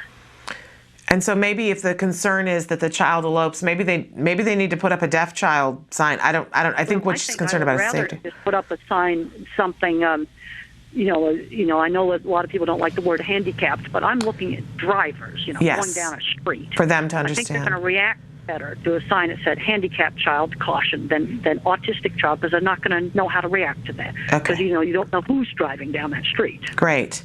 And speaking of driving, our next question is about driving. What challenges did you face when you first learned to drive? My son is 16, has Asperger's, and doesn't want to drive, but will if pushed to. He's a very good driver with a few exceptions that make me too nervous to let him go out on the road alone. Just wondering how you felt and how you handled this experience. Well, I spent a year on easy roads before I did any freeways or did any traffic. Okay. You've got to get the driving, in other words, braking, steering, and gas, so practiced that it becomes like autopilot, Yeah. to where you don't have to think about that. And then ease into, more difficult traffic. And that deals with the multitasking problem. He needs to just get hours and hours and hours behind the wheel, parking, driving in totally safe places, like a big supermarket parking lot, Yeah. the little road in a suburban cul-de-sac. Yeah. Practice. Because what was done with me was out on my aunt's ranch. The mailbox was 3 miles away, and 6 days a week, I drove the car up to the mailbox on dirt road. Actually, it was a pickup truck with 3 on the column with a really awful balky clutch. So that was 6 miles of driving I did a day with my aunt sitting right beside me. Nice. For an entire summer. And that's a lot of practice. He's got to just get in the hours of practice. Okay. And then you go on an easy suburban street where you got to do a few lights, there's just a few other cars, and you gradually work into more difficult situations. Okay. Were you excited to get behind the wheel though, or were you a little bit reluctant in the beginning? I was reluctant. My aunt just said to me, "We're going to start to learn how to drive." Okay. And the very first day, she didn't make me deal with the clutch. And so I sat beside her, and I steered the truck. Okay. And as soon as I got used to steering, then she got me in the truck, and I had to deal with the clutch, and the truck lurched forward. But we were in a dirt driveway where there was nothing to hit. Okay. And I had to learn how to work that clutch. But I was doing this all out on dirt roads where there was just hardly any other cars around. Right. Right. Fascinating. Okay. Good. Good to know. Next question is about a 10-year-old who protests for every single task, wants to really do nothing. What strategy do you suggest, Temple? Well, you say wants to do nothing. Yeah. Just, but what are some of the tasks he's being asked to do?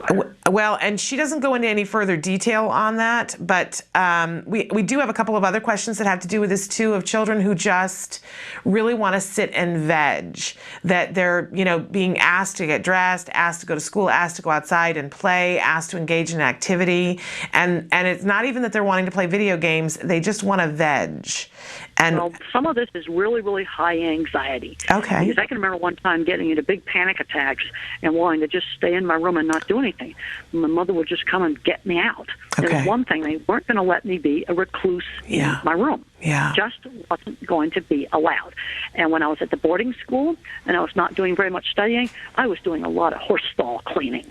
But the place where they drew a line in the sand is I was not allowed to just stay in my room. I had to show up at meals. I had to show up at chapel. I had to go to movie night. And I didn't want to do movie night because I was nervous, so they made me projectionist. Oh, great idea. That's wonderful. And so, Temple, what were there consequences if you didn't do it, or were there incentives for doing it? Well, if I had just was going to totally stay in my room and not get dressed for church, there would have been consequences. Okay. And always rather severe ones. And what did they offer you the incentive that you could do the spinning with the plate on your bed if you did do it? No, they didn't do anything like that. Okay. I don't know if you got to remember. I just never got to that point because there were expectations Okay. that I had to come down to meals. Yes. And I can remember twice in my life getting spanked, and there was always that threat. Okay. And I also would get television taken away from me. Okay. And I wanted to watch the Howdy Doody show. And if I threw tantrums and things like that, there'd be no Howdy Doody show for one night. Okay. Well, that's a pretty big consequence. All right. Somebody wants to know, what did you need from school that you did not get? Well, actually, I had a good elementary school education. Where I got into problems at school was in high school. I just wasn't interested in teenage girls. They're no longer interested in doing projects, and I still wanted to do projects. High school, large girls' school was a disaster. I got thrown out for fighting because kids teased me. Some of the worst parts of my life. We need to develop the areas of strength. Like my ability in art was always encouraged, and that became the basis of my career. Well, that's a wonderful thing. Lovely compliments that people sent you. Somebody said, Temple, hello, you are an inspiration, intelligent, and caring woman. Thank you for your contributions to the world of autism. I have to ask you about the movie part with your mother. You and your mother are on the stairs. She has flashcards. She is slowly pronouncing C-A-T, cat. Cat. Og. Da. Og. Temple. Dog.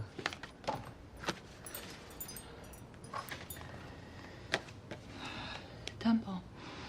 Cat. At. Cat. Temple. Trump. Mom. Me. Exactly what my speech teacher did. Okay. She slowed down and she enunciated the words. And I can remember her holding up a cup. She tended to use objects more than flashcards. And she'd hold up a cup and she'd say, now say cup, cup, pa. And she'd slow down and enunciate the hard consonant sounds so I could hear them. Yeah. Because when the grown-ups talked really fast, it sounded like gibberish. In fact, I thought grown-ups had their own special language. Interesting. We've heard many autistic adults saying that when the words came in, they sounded like something completely different, and they seemed to go fast. So that's very interesting. And she wanted to know if you think that type of work with a toddler is important if they're on the autism spectrum. You mean would work with flashcards or work with the child? Going that slow, one-on-one, and going that slow, that skill building. I think autistic toddlers need lots and lots of one-on-one, and that's supported by all the research on applied behavior analysis, or ABA. These kids need 20 or 30 hours a week of one-on-one teaching with an effective teacher that just kind of knows how hard to push the child. You push them too hard, they have a meltdown. You don't push them enough, they don't advance. But some kids you have to slow down a whole lot, maybe others you do not. That's going to be very, very variable. Okay. My speech teacher would say, now say cup, and then she'd go, cup, pa. Okay, say cup. Okay, now cup, pa. She'd go back and forth between saying it regular and saying it very, very slowly. Okay, good advice. All right, so we had a lot of questions about difficulties with getting kids to do homework, and I picked one in particular. She writes, my autistic daughter is 9 years old and has meltdowns when it comes to doing homework, especially when it comes to putting pencil to paper, knowing she knows it in her head. At times she can rattle off the answers orally, and other times when it's the easiest of answers like 2 + 2 = 4, she says it's too hard. She cannot focus on the task. I give her little breaks and don't pressure her, but a sheet of homework can last for hours, and a lot of screaming, stomping, crying, biting, punching, throwing things, etc. in between. How do I make this a much simpler task for both of us? She's been getting ABA therapy from school, but they're not seeing a difference with what's happening at school. Well, first of all, I've got to try to figure out what's going on here, whether there's some kind of sensory problem with the writing instrument. Yeah. See, this is the kind of thing where I've got to get a lot more information about why she's throwing these fits. I've got to make sure that maybe she has a problem with fluorescent lights, in the place where she has to do the homework. Because this is it's so severe. It's sounding like a sensory issue. My problem with doing homework is I just was not interested. Okay. It was not a sensory reason. And I only knuckled down and started studying in high school when I had the goal of becoming a scientist. See, that's a different thing. And maybe a child that's got some kind of sensory issue doesn't like touching the paper or something. Maybe she can do her homework on a computer. I don't know. I'd have to ask a lot more questions. So, but the potential to change the variables up, because it also strikes me that she mentions that she can, a lot of the times she can do the question in her head, but when it comes to the easiest of answers, that she says it's too hard. And I know you just were mentioning that sometimes it wasn't interesting to you. It was boring. Well, that's one thing, but the other thing is you can have a kid that's echolele. In other words, they yak out all these TV commercials, but they don't know what they mean. Yeah. You see, what might be happening, and I'm just saying, I want to emphasize, might be happening. Right. Is that the circuit in the brain for doing this with auditory is working, but maybe her vision, maybe she's got visual processing problems. And she's seeing kind of broken up stuff, and she doesn't see the paper right. And in my book, The Way I See It, I've got 2 chapters in there where I address visual processing problems. Yeah. Maybe the print jiggling on the page, and so in other words, she might be an auditory learner, and maybe that's the way we need to approach things. Okay, interesting. So lots of different variables. And you mentioned your book. You've got a new book that's coming out. Do you want to tell us really quickly what the new book is? Well, the new book is going to be called The Autistic Brain. It's going to be released on April 30th. And I worked with a really great co-author, Richard Panik, a super science writer. The first chapter reviews the history of the diagnostic criteria. Lovely. And I have to say it was rather shocking seeing the whole history just laid out side by side, see how much they changed the diagnosis. Then the next chapter, we go into genetics research, and it's complicated genetics research. We have a whole chapter in sensory in there. I think a lot of people are going to find helpful. I have a chapter on the different kinds of minds, visual thinking mind, the mathematics mind, word minds, and then a chapter on all my brain scans that have been done on me, and there's pictures of all the brain scans, and then a final chapter on jobs for the different kinds of minds and getting people prepared for careers. Lovely. Well, I can't wait to read this. And we actually have a bunch of questions about jobs that I'm going to get to before we get done. Really interesting question that caught my attention, wondering what you think about it. Somebody wrote in and said, my daughter talks to her hands as if they were puppets. She refers to her left hand as the bad hand and her right hand as the good hand. She sometimes puts things in between her fingers of her left hand as if they were eating something or putting things on top of it as a hat. She has different voices for each of them. She calls the left hand Jessie, named for a classmate of hers, and the right hand her name. Sometimes the hands smack each other. Could this be something that is going on at school that she's having a hard time telling us? My daughter does talk, but she has a hard time expressing how she is feeling and gets frustrated when I ask. Well, she may be just trying to act out with her hands. Yeah. Literally just using them as puppets. And I don't know how old this child is or what exactly the level of functioning is. But one of the things I've observed in autism is you can have, like in my own case, for example, my visual thinking works really well, but my algebra department is broken. There's a tendency to be uneven skills. And she may be, talking, maybe things aren't hooked up all that well, but she's just trying to act it out with her hands because that's how she's trying to communicate. Absolutely. We had a lot of questions from parents whose children don't speak and wanting your help. One in particular, my son is 10 and is totally nonverbal but very bright. He's the only student in his class that sight reads and he spells quite well, no tantrums, very affectionate, great eye contact, and very gentle but totally nonverbal. His developmental neurologist says he has a great constitution and could start talking soon. Is there anything I can do to help him start speaking? He does flap his hands and lines up his toys, but otherwise seems to be really far ahead of his other classmates. Well, what I'm wondering is maybe he needs to just start typing. Yeah. Like give him a laptop or even better yet, give him an iPad. And the reason why that works better is because when you type on the virtual keyboard, the print appears right next to the keyboard. Because some individuals that are nonverbal can't attention shift from print appearing on the top of the laptop screen and then have to look down at the keyboard. And that's why sometimes laptops don't work. Okay. iPads do. I would just introduce this kid to typing. Okay. Because I think he might become totally fluent typing. Yeah, absolutely. I think that's great advice. I would definitely try that, and I would probably start with an iPad because that solves the attention shifting problem. Love that. So many people wanted to know about telling their child that they have autism, and when you knew that you were autistic, and if you have suggestions about how and when to tell someone that they're on the spectrum. Well, the kid can read. I mean, I have the book, Cy Montgomery book, Temple Grandin by Cy Montgomery, which is a really nice little book. Mm-hmm. And there's a number of children's books out. There's Little Rain Man by Karen Simmons. But the thing I'm seeing is I'm seeing too many kids on the high end of the spectrum getting hung up on their autism. Mm-hmm. All they want to talk about is their autism rather than about their science project, or they like, rocket ships, or they like dogs, or they like to do their math homework. I'd rather see them get hung up on something else. Yeah. Autism is an important part of who I am, but my other activities is my primary identity. And now for older individuals, when they're having dating problems and marital relations problems, this is where the diagnosis is really helpful. Yeah. And I discussed this in my book, Different Not Less, where 14 people on the spectrum get diagnosed in 40s and 50s and 60s, and that diagnosis really helped with their relationships. Yeah. And all the people in that book had jobs all their life.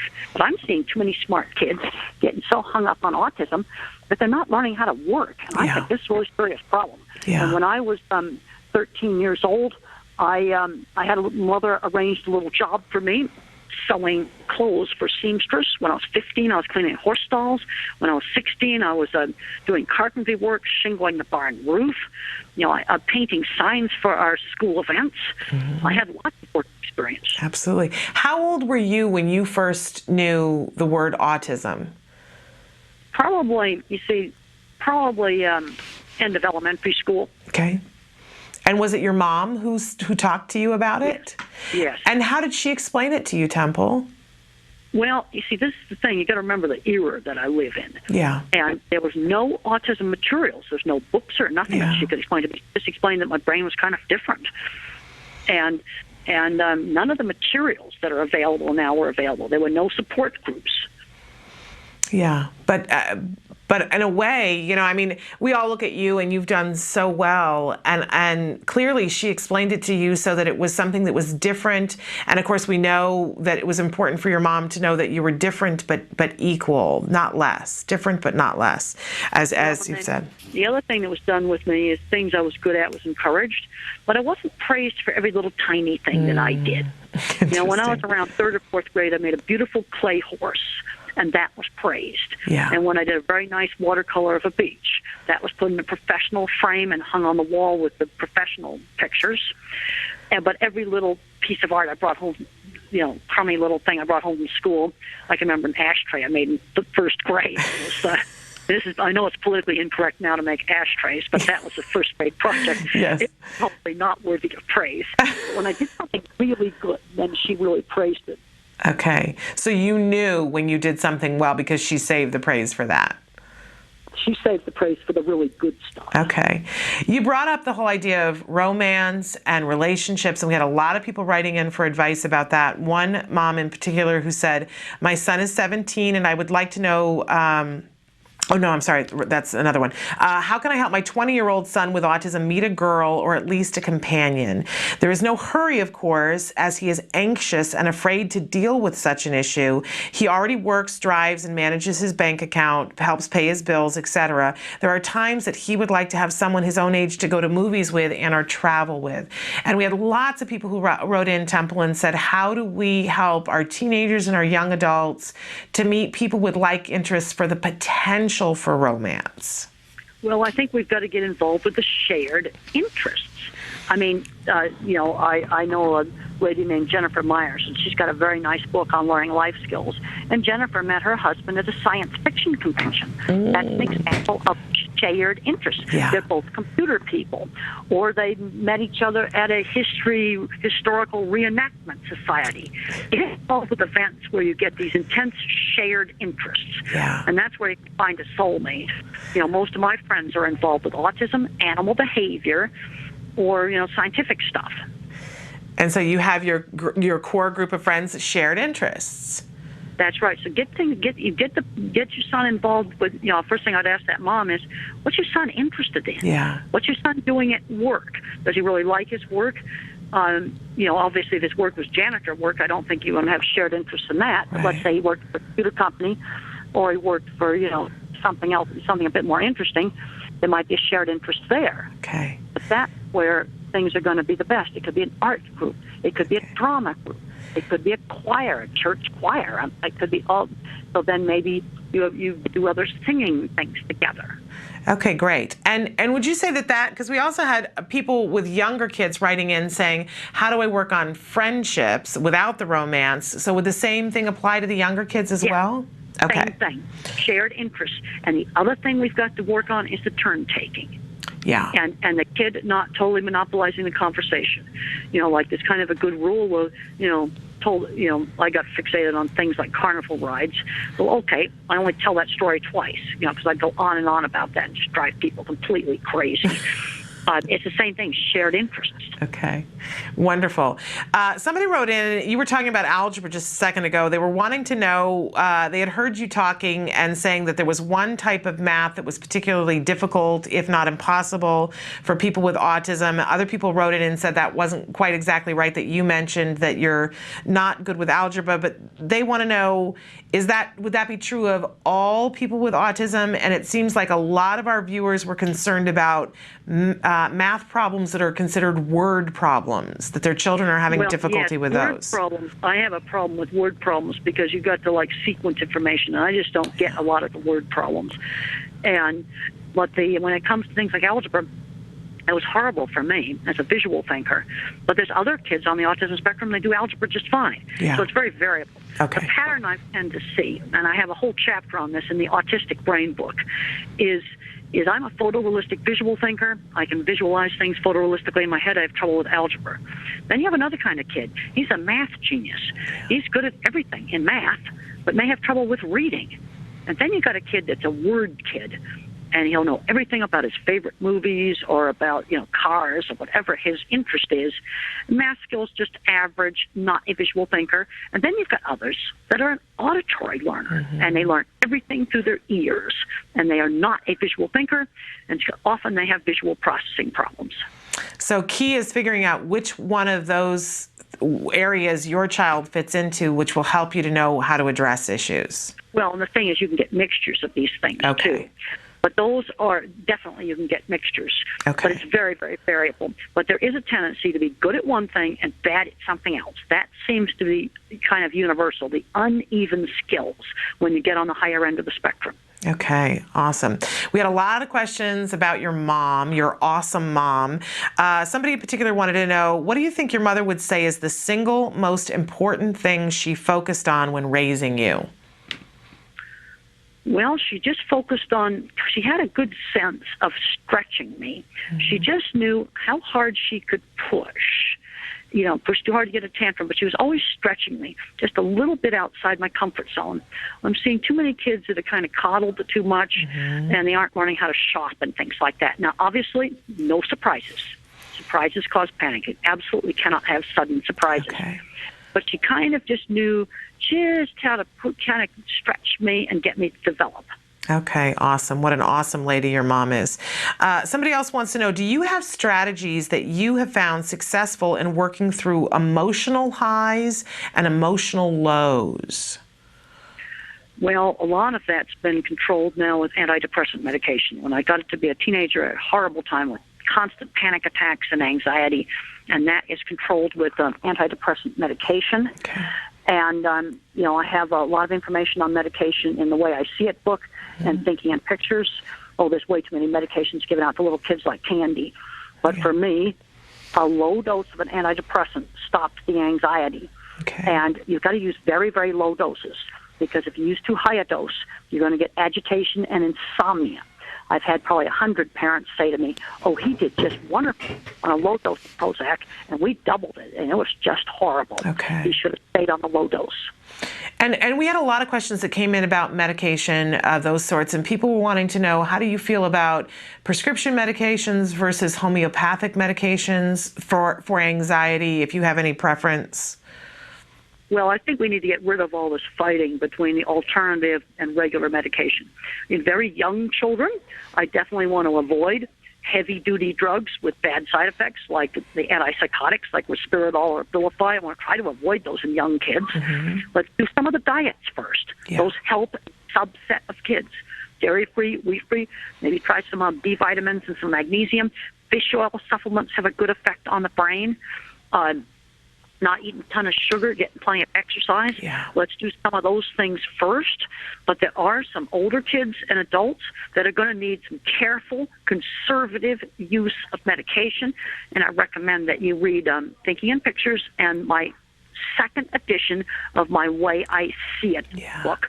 I also have some information on TempleGrandin.com. Okay, awesome. I love this question. We had a lot of questions about educating other people about how the autistic brain works, and I'm loving that you've got a whole book about this coming out. The question is how you learn to express the manner of your thought process so that others might understand how you think and thereby help you to understand how neurotypical people think. My child struggles daily with making themselves understood in a neurotypical world, and you seem to have gained an understanding, if not an actual knack for it.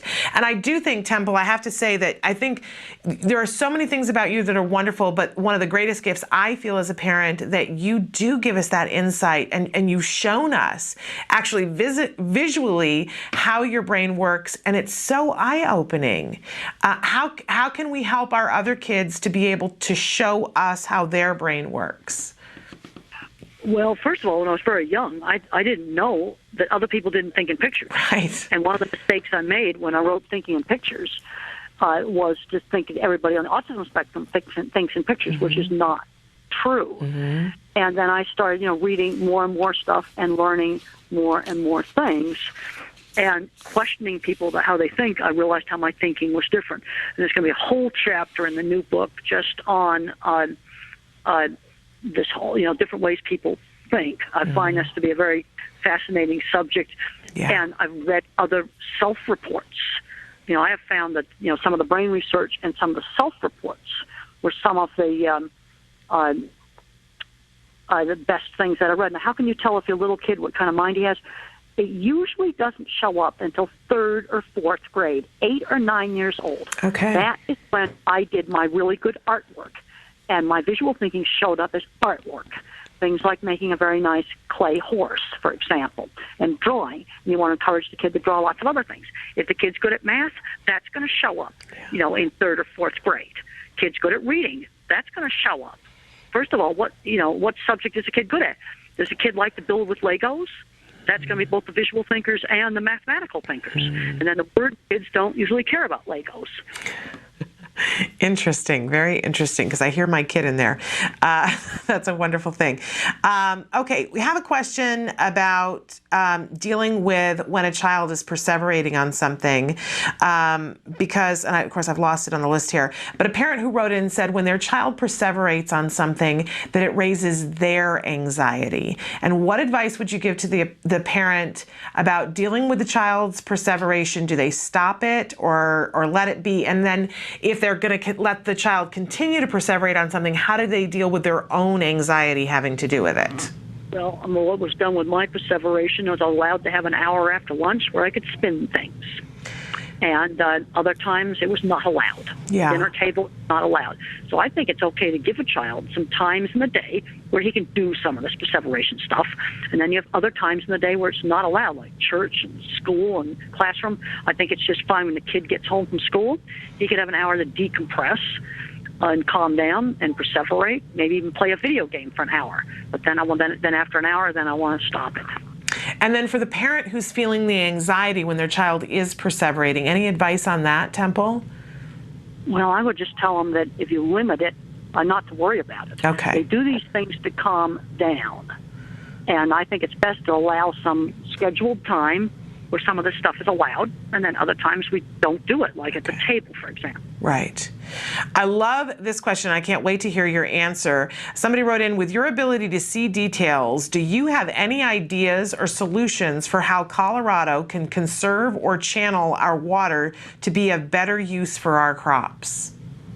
Oh boy, I'd have to do a lot of studying on that. I Okay. don't have the knowledge to, to answer that one. Now, pictures started to come into my head. I started seeing satellite photographs. I started seeing, when I lived in Arizona, the Salt River dams and things. But there's a lot of stuff I don't know enough about that to say anything. Okay, but I love getting an insight into how you begin to problem solve.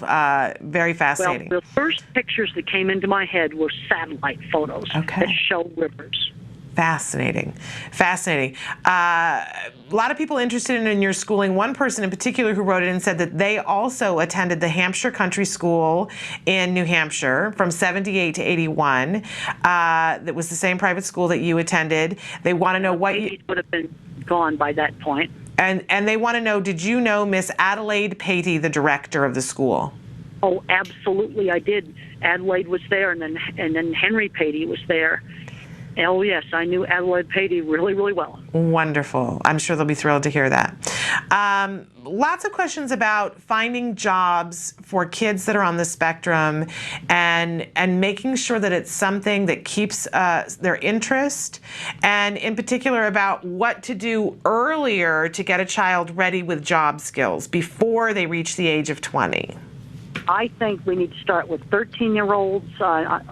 This is the age where kids used to get paper routes, and I know the paper routes are gone now. And if you do have a paper route available, if it's a high-functioning kid, give them a paper route. So let's do other activities outside the home. How about walking dogs? And the thing I like about that is you have to do it every single day, rain or shine. Let's figure out jobs in the neighborhood. How about a tour guide at a little local museum? Some museums will take them at age 12. When they're 16, they can volunteer at an animal shelter. They could work at a farmer's market.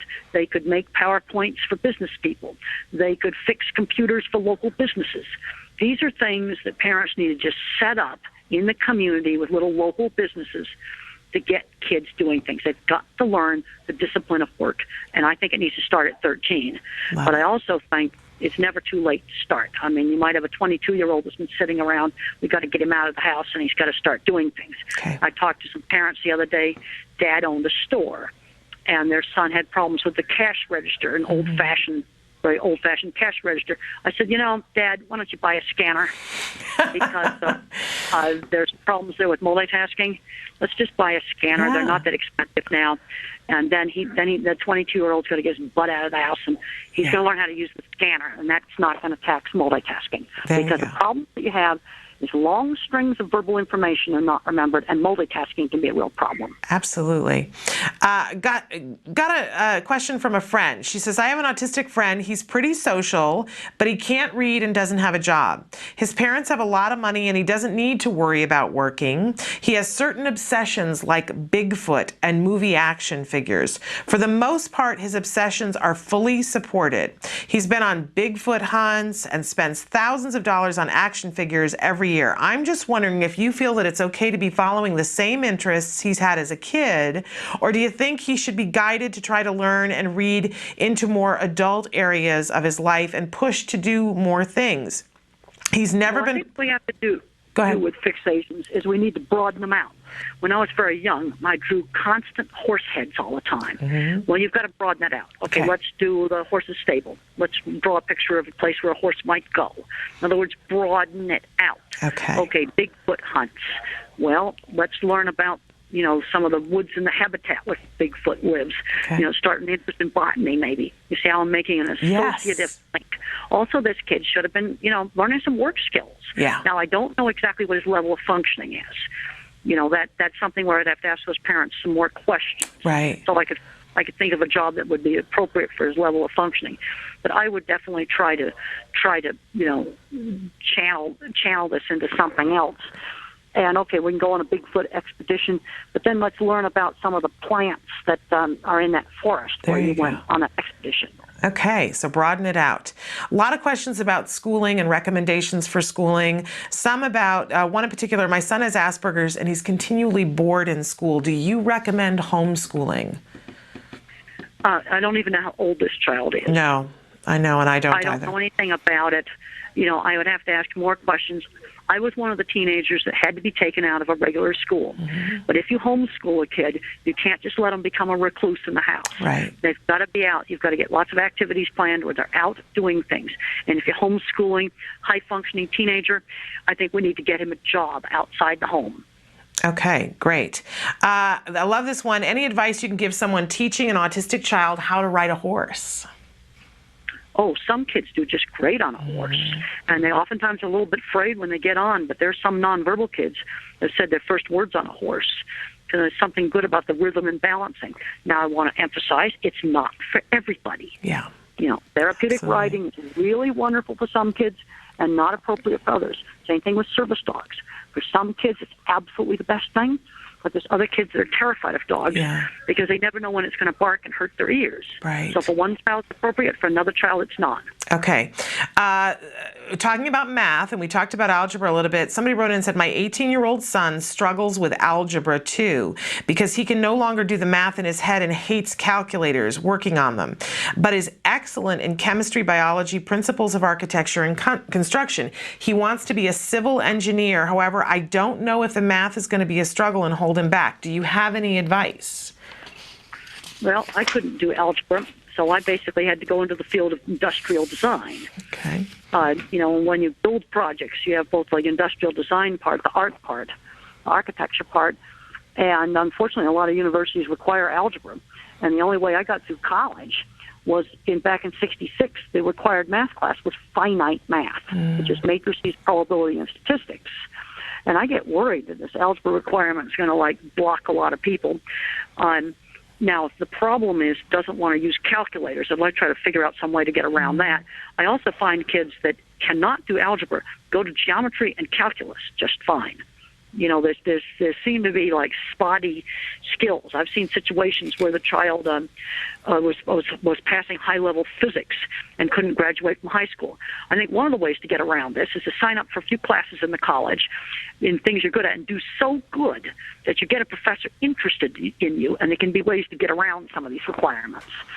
But he's going to need to go in there and do gorgeous architecture projects or something like that, and then sometimes you can get in the back door. And then I'd want to ask more questions about why the calculus is such a problem. Maybe we get a different kind of calculator. Okay, interesting.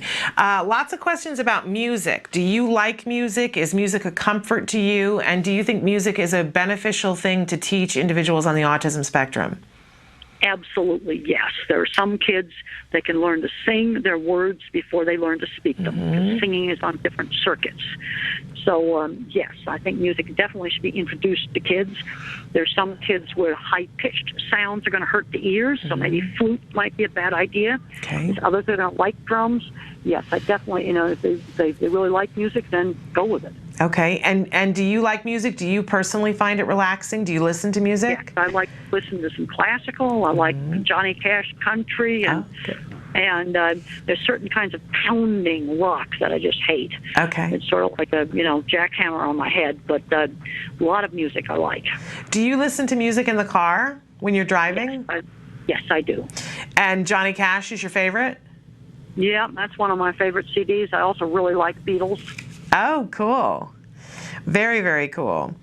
Another person who writes, I read where you said that before you became verbal, you would get so frustrated you would scream. I have a 7-year-old grandson who is high functioning on the spectrum. He has a speech delay, but is now fully verbal, and in a regular first grade class. His 2.5-year-old brother chatters a lot but says very few real words. However, he does a lot of screaming and grunting. I can tell it is out of frustration. Do you remember what happened when you finally began to speak? Was it the result of speech therapy, or did you just wake up one morning and start talking? No, I had problems with expressive language, and I had a hard time getting my words out. And you'll see brain scans in the Autistic Brain book that show how I had difficulty getting my words out because the circuits were smaller than normal. And speech problems can be variable. You can have problems with expressive language, problems with hearing, where the hard consonant sounds are not heard, or the kid might be echolalic, but he doesn't know what it means. My speech came in slowly, a few stressed words at a time. But I want to emphasize, these things are very variable. Okay, but I listen to you now, Temple, and you are so expressive, and you are such a brilliant speaker. Is it just that you continued to work, and that the people around you just didn't let up and kept working on those skills with you? What do you attribute your success to in the area of in this area of verbal communication? Lots of hard work. You've got to keep learning. When I gave my first talk in graduate school, I panicked and I walked out. And you just get better the more you do it. You just keep learning. It's gradual. There's no single turning point, no single breakthrough. Okay, absolutely. And I know we have to let you go in a minute. Have we got you for just like 2 more minutes? Okay. Okay. I want to know, you talked a little bit about art, and we had many questions, people writing about art, and for kids who already seem to have an ability with art, how much do we want to encourage that with autism? And for children who get frustrated doing art, is it something that we want to keep massaging and have them continue, don't give up on art, have it be a part of their curriculum? Well, if the child's good at art, I want to develop it. Because art's the basics of my design career. Child's good at art, develop it. I wasn't allowed to just do constant horse heads. We're going to have to learn how to draw other things. And if you have a child that absolutely hates art, there's a point where I'm going to back off. Okay.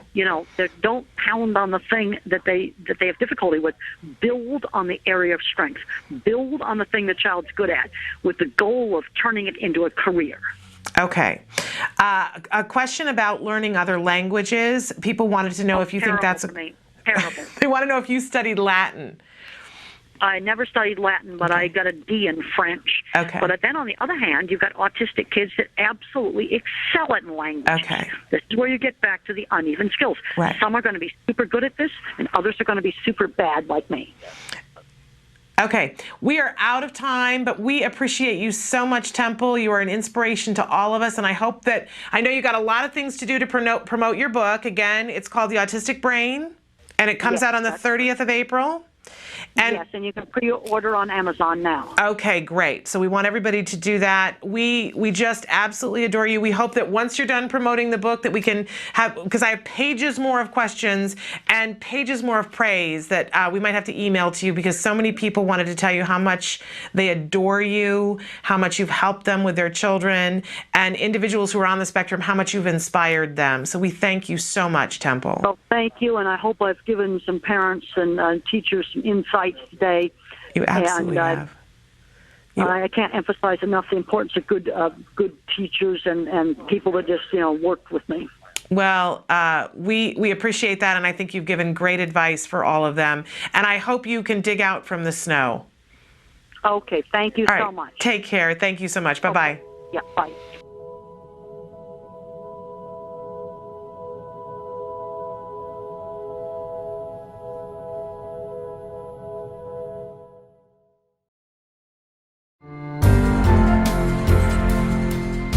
Dr. Grandin, what is it like for you personally to have become the most celebrated person in the field of autism?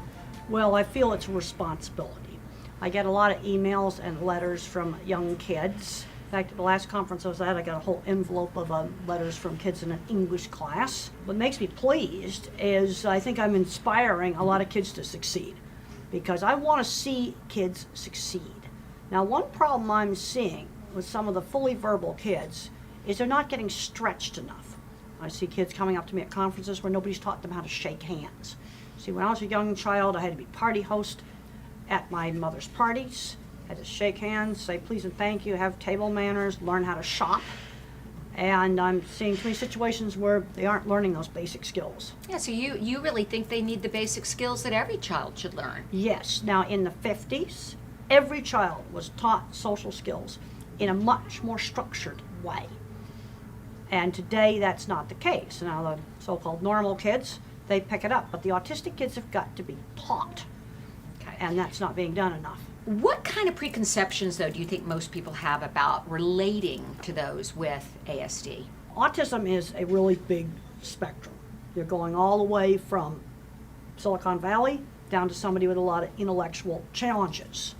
Now, the kinds of services and things a person needs is very different, those two ends of the spectrum. And I go to different places. I go to Silicon Valley, and I see a lot of people that I know are on the spectrum. And then I go see another kid that's smart at math, but nothing's being done to develop his skills, and he's getting addicted to video games. And they are the same kind of kid. The thing that I'm seeing, especially on the mild end of the spectrum, is too many kids sort of becoming the label. I'm very concerned about them getting a handicap mentality. Then I go over to the meatpacking plant, and there's a whole maintenance shop of old hippies that I know are on the spectrum, and they run that maintenance shop. And they've been there for years and years and years. Why do you think the numbers, 1 in 68 now, have risen so dramatically? I think on the mild end of the spectrum, it's increased detection. Because I can think of kids I went to elementary school with, kids I went to college with, that today would be diagnosed on the spectrum. I think that's a big part of it on the mild end of the spectrum. Now, I think there also is some severe autism that may have actually increased because there's more environmental contaminants, and there's more medications being given during early pregnancy. Dr. Grandin, you beg parents not to let their children with autism be defined by the DSM or the Diagnostic and Statistical Manual of Mental Disorders. Why? Well, I think the DSM made a big mistake removing Asperger's syndrome, because under the DMS-4, autism you had to have speech delay, Asperger was no speech delay. Now, you could argue scientific reasons for taking out the speech delay stuff, but from a service provider standpoint, you know, the kind of services that somebody's nonverbal has is different than a mild kid with Asperger's. And I'm seeing too many fully verbal kids, less severe than me, getting put into a class with nonverbal kids. I'm seeing too many smart kids not learning job skills. That's another thing that I really push. Because when I was 13, my mother had got me in a sewing job. When I was 15, I was cleaning horse stalls. It's really important that students intern in a job before they graduate from high school. They got to learn that discipline of getting to work. If you could speak to every business owner in America, what would you say to convince them to hire somebody on the autism spectrum? Well, there's certain things they can do extremely well. In fact, the SAP Corporation is hiring people with autism. There's another Project Search, where there's work being done with collaborating with hospitals to train them to set up surgical instruments for different types of surgery. And they take longer to train, but once they're trained, they're super, super good and meticulous about making sure the instruments are set up right. And that's got about a 78% employment rate. So you think the skills that those with ASD have to offer are often overlooked by people that employ? As I said before, I can think of kids that I went to college with that definitely were on the autism spectrum. Those individuals are all employed in good jobs. And I think a lot of this gets back to pounding those manners in the 50s and the 60s, and kids being on things like paper routes, where they learned work skills. Why do you think the experts in the field of ASDs focus so intensely on the deficits and not on the strengths of autism? Well, we need to be building up strengths. My ability in art was always encouraged. And I was encouraged to do lots of different kinds of art. If you got a third grader that's good at math, and he can do a high school math book, let him do the high school math book. Don't hold them back. I want to know why you think that so little attention has been paid to the sensory processing issues. What can we learn from those? Well, I just heard about a brand new study that's been done up at in California, Dr. Wu, and they took children aged 4 through 12 that had speech delay, and they stayed in their regular programs, ABA or whatever the speech therapy the school was doing, and then they got an hour a day of sensory therapy where they did a lot of variety of stimulation, like walk on different kinds of flooring, smell different smells, do different activities in a mirror, big variety, always doing more than one sensory thing at a time. And it was done as a controlled experiment, where half the kids just got the regular treatment and the other half got this added sensory treatment. And they got some really big, significant improvements. And they made the point of using all very inexpensive things that would be in any house. There's so much division in the autism community. How do you think we can all come together and find a common ground? I think that merging Asperger's together with autism has made all of this worse, because you have a segment of very, very severely handicapped kids where they're never going to be able to live independently. That's a very different kind of situation than a mild Asperger's type of kid. You see, you're putting too many apples and oranges together. Every other diagnosis, like dyslexia, learning problems, ADHD, you've got a fully verbal kid. Only in autism, right now, are you getting a range going from, smart computer geek down to somebody who has very, very severe challenges. Now, I think the American Psychiatric Association originally figured the Asperger kids would get into this social communication category. That's not what's happened. Nobody's going into that because there's no funding for it. As the most admired person in this field, and we are literally becoming an autism nation, what do you think the most important thing is for us to be aware of? Well, there's a point where personality variants are just normal variation. I think a brain can be made more cognitive and thinking, or a brain can be made more social. Now, at what point does that become abnormal? There's no black and white dividing line. I'm getting concerned that what we're saying is abnormal is getting bigger and bigger and bigger. Obviously, a child that has severe speech delay, that's an abnormality. But when you take the kids that are just kind of socially awkward, a lot of those kids are really smart. And then you got the person that's a total social butterfly. And let's think back to the caveman days. I don't think the social yak-yaks around the campfire made the first stone spear. Dr. Grandin, thank you for inspiring all of us as parents and children.